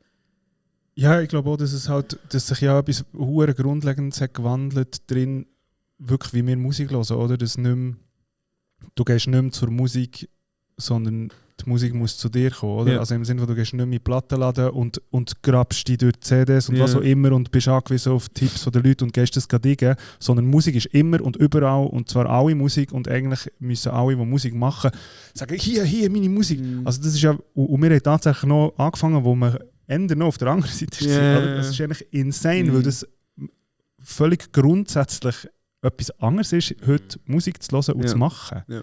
Also ich glaube, der Wandel ist eigentlich hure krass. Und das andere würde ich auch mega unterstreichen, dass wir, weil wir schreiben und so lange das machen, und darum sind wir auch hure interessiert und finden es hure spannend, das zu sehen. Und wenn sich Zusammenarbeiten ergeben mit Leuten, die es weniger lang machen als wir, dann ist das auf jeden Fall für uns hure inspirierend, und wenn es jemandem etwas bringt, dann hoffentlich geil, sowieso. Und darum kann ich auch ein Feiern, weißt du, wenn wir feiern auch EAZ Juicy. Klar. Aber ich habe von einem Publikum mega verstanden, das ist einfach Gott froh.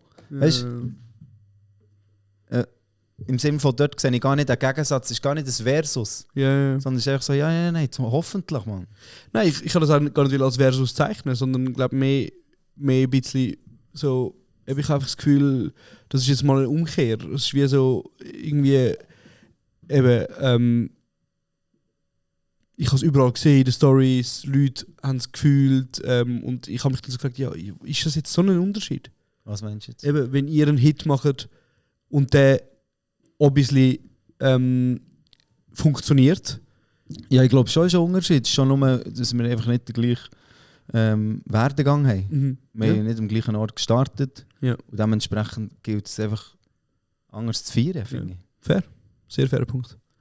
Sorry, dass ich gerade so ein bisschen übernehme mit der Frage. Ich habe nur eine letzte und nachher können wir es wieder öffnen. Sorry, Bro. Schon gut. Gerne bringen. Ich habe das Gefühl, du kannst mich korrigieren, wenn ich falsch bin, aber ich habe das Gefühl, der Luke ist ein bisschen involvierter in Feature-Tracks. Zum Beispiel der Luke ist jetzt auch bei Sing Mein Song gsi. Das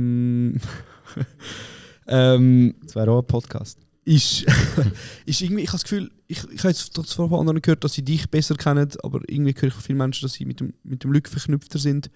Ich glaube, der erste Teil von der Frage ist ein bisschen so, würdest du sagen, du agierst mehr im Hintergrund, wenn es jetzt nicht um Leute geht? Also weißt du, was ich meine? So, oder ist das eine falsche Wahrnehmung, dass der Luke mehr auf Features ist und mehr mit anderen MusikerInnen connected ist? Nein, ich würde schon sagen, dass du mehr Features hast gemacht. Deutlich, glaube ich sogar. Voll. Es liegt wahrscheinlich daran, dass er echt der Beste der Schweiz ist. ich denke, das könnte ein Grund sein. Hey, und das andere weiss ich nicht. Ja, ich glaube, das auch immer noch so ein bisschen, ist immer auch noch so ein bisschen phasenabhängig. So.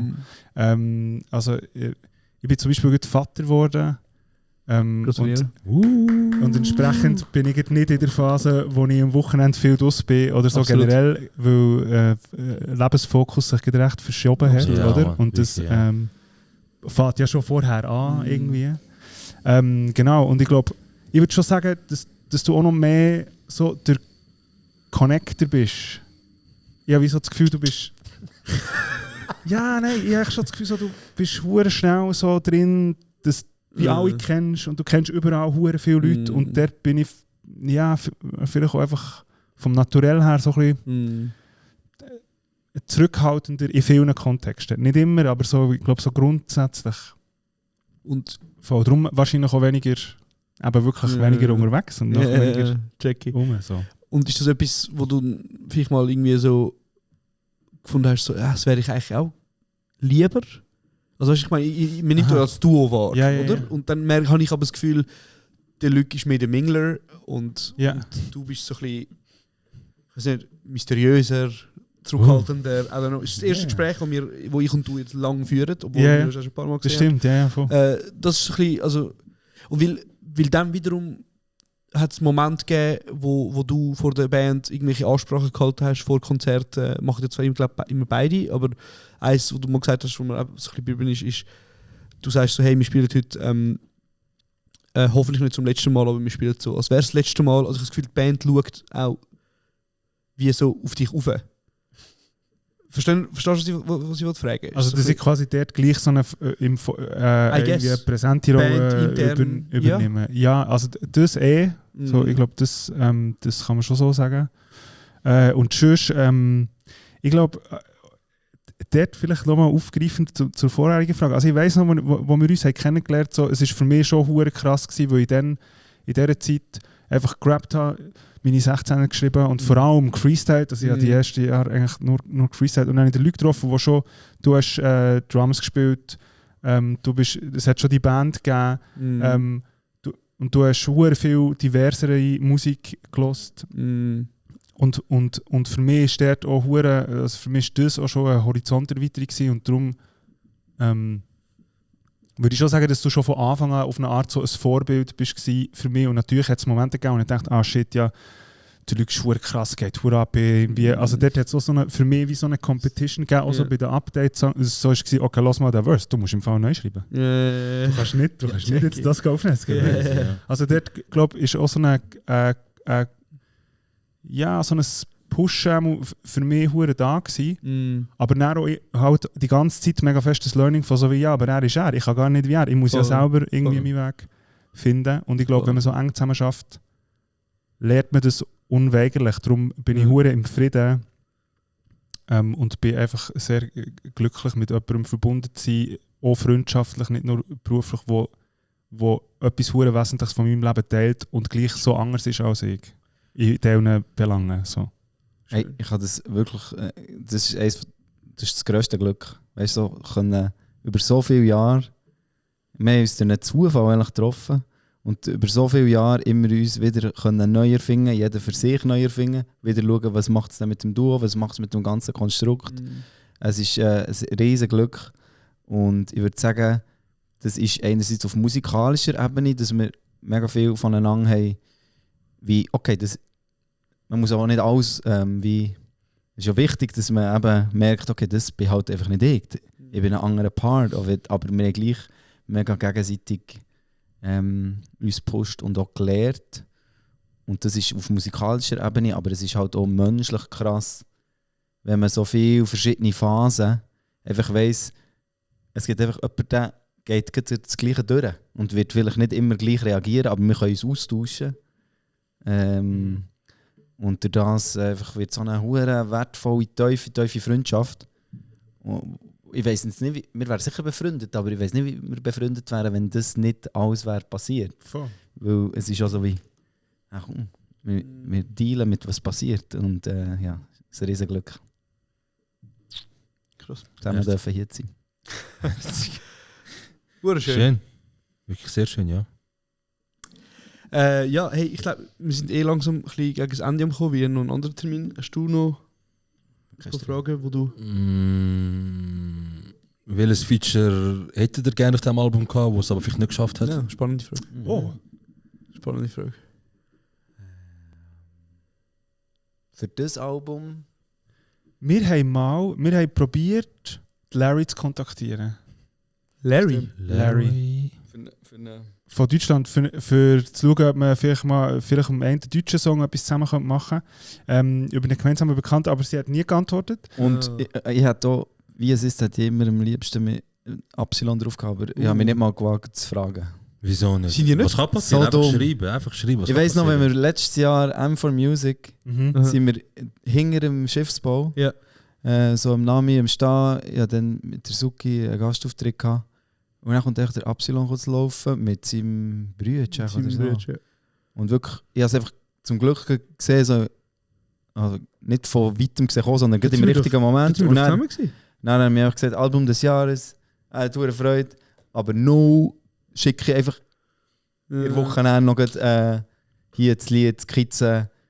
Einfach give it a try, aber irgendwie nicht gewagt. Aber ich finde schon, dem sein Haut wie Pelz. Ja. Album ist jetzt etwas von einem neues Level gewesen. Richtig krass. Richtig, Ja, richtig. schon mit Absilon habe ich das Gefühl. Ich glaube, es könnte schon... Jesus Christ. Levin Liam würde ich auch sehen mit euch. Würde ich auch noch fühlen. Würde ich noch Ja, sehr. ja. Würde ich glaube sehr sehen, die Synergie. Ja. Geil. Also, Absi, wenn du das hörst. Melde dich.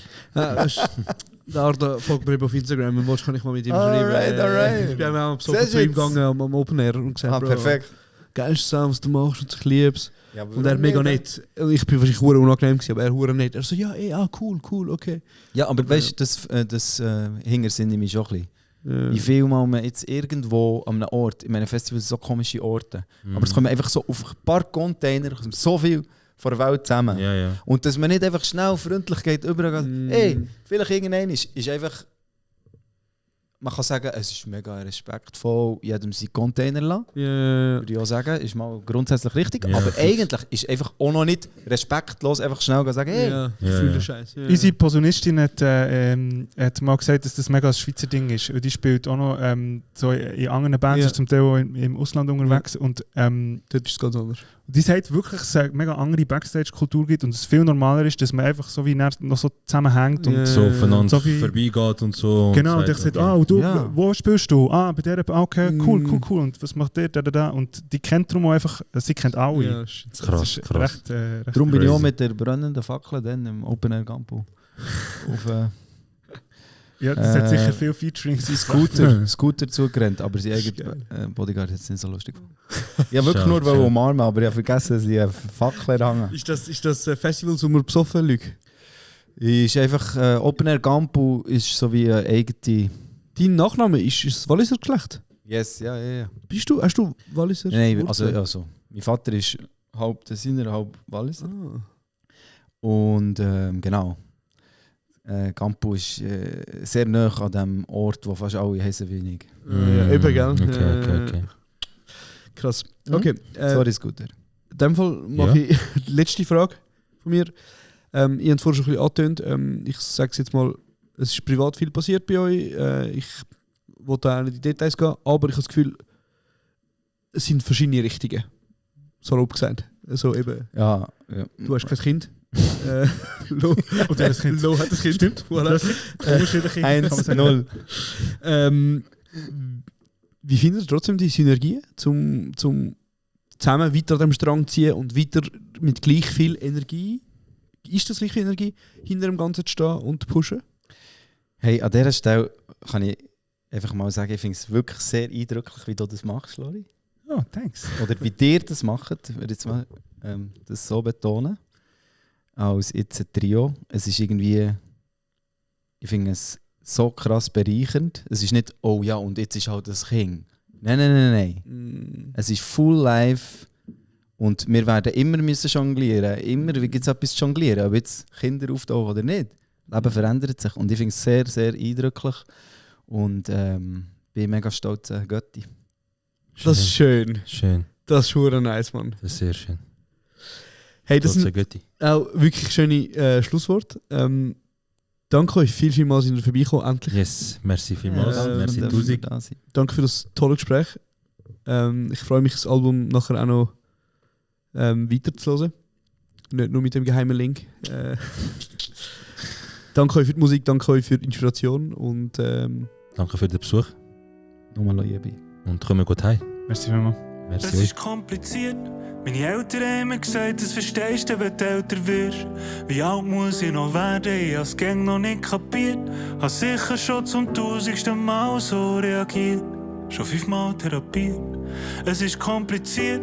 Der eine behauptet, dass der andere immer nur lügt. Der andere sagt, alles, was der eine sagt, stimmt nicht. Und die allermeisten sagen nichts. Es ist kompliziert.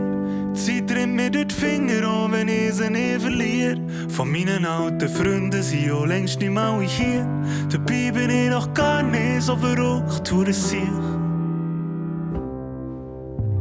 Immer wieder komme ich nicht raus. Und immer wieder zu dir. Und du weißt, du kannst dich auf mich verlassen. Mich bitte nicht. Immer wieder komme ich nicht raus. Und immer wieder zu dir. Und du weißt, du kannst dich auf mich verlassen. Mich bitte nicht. Höre deine Stimme durch mein Phone, ja. Dort wo du bist, ist früh am Morgen. Sag, was ist ein Sound an die Erde? Es ist kompliziert. Ich hocke jetzt sicher schon seit Jahren an diesem Lied. Die Chancen sind sehr gross, dass ich nie etwas dran verdiene. Und die Spotify-Abo-Cash wird in Waffen investiert. Und jetzt bist du hier. Du schaust mit grossen Augen auf all das, was passiert. So viele Fragen, so viel Freude und so viel kompliziert. Ich weiss nicht, wie es geht, ich weiss nur, ich probier.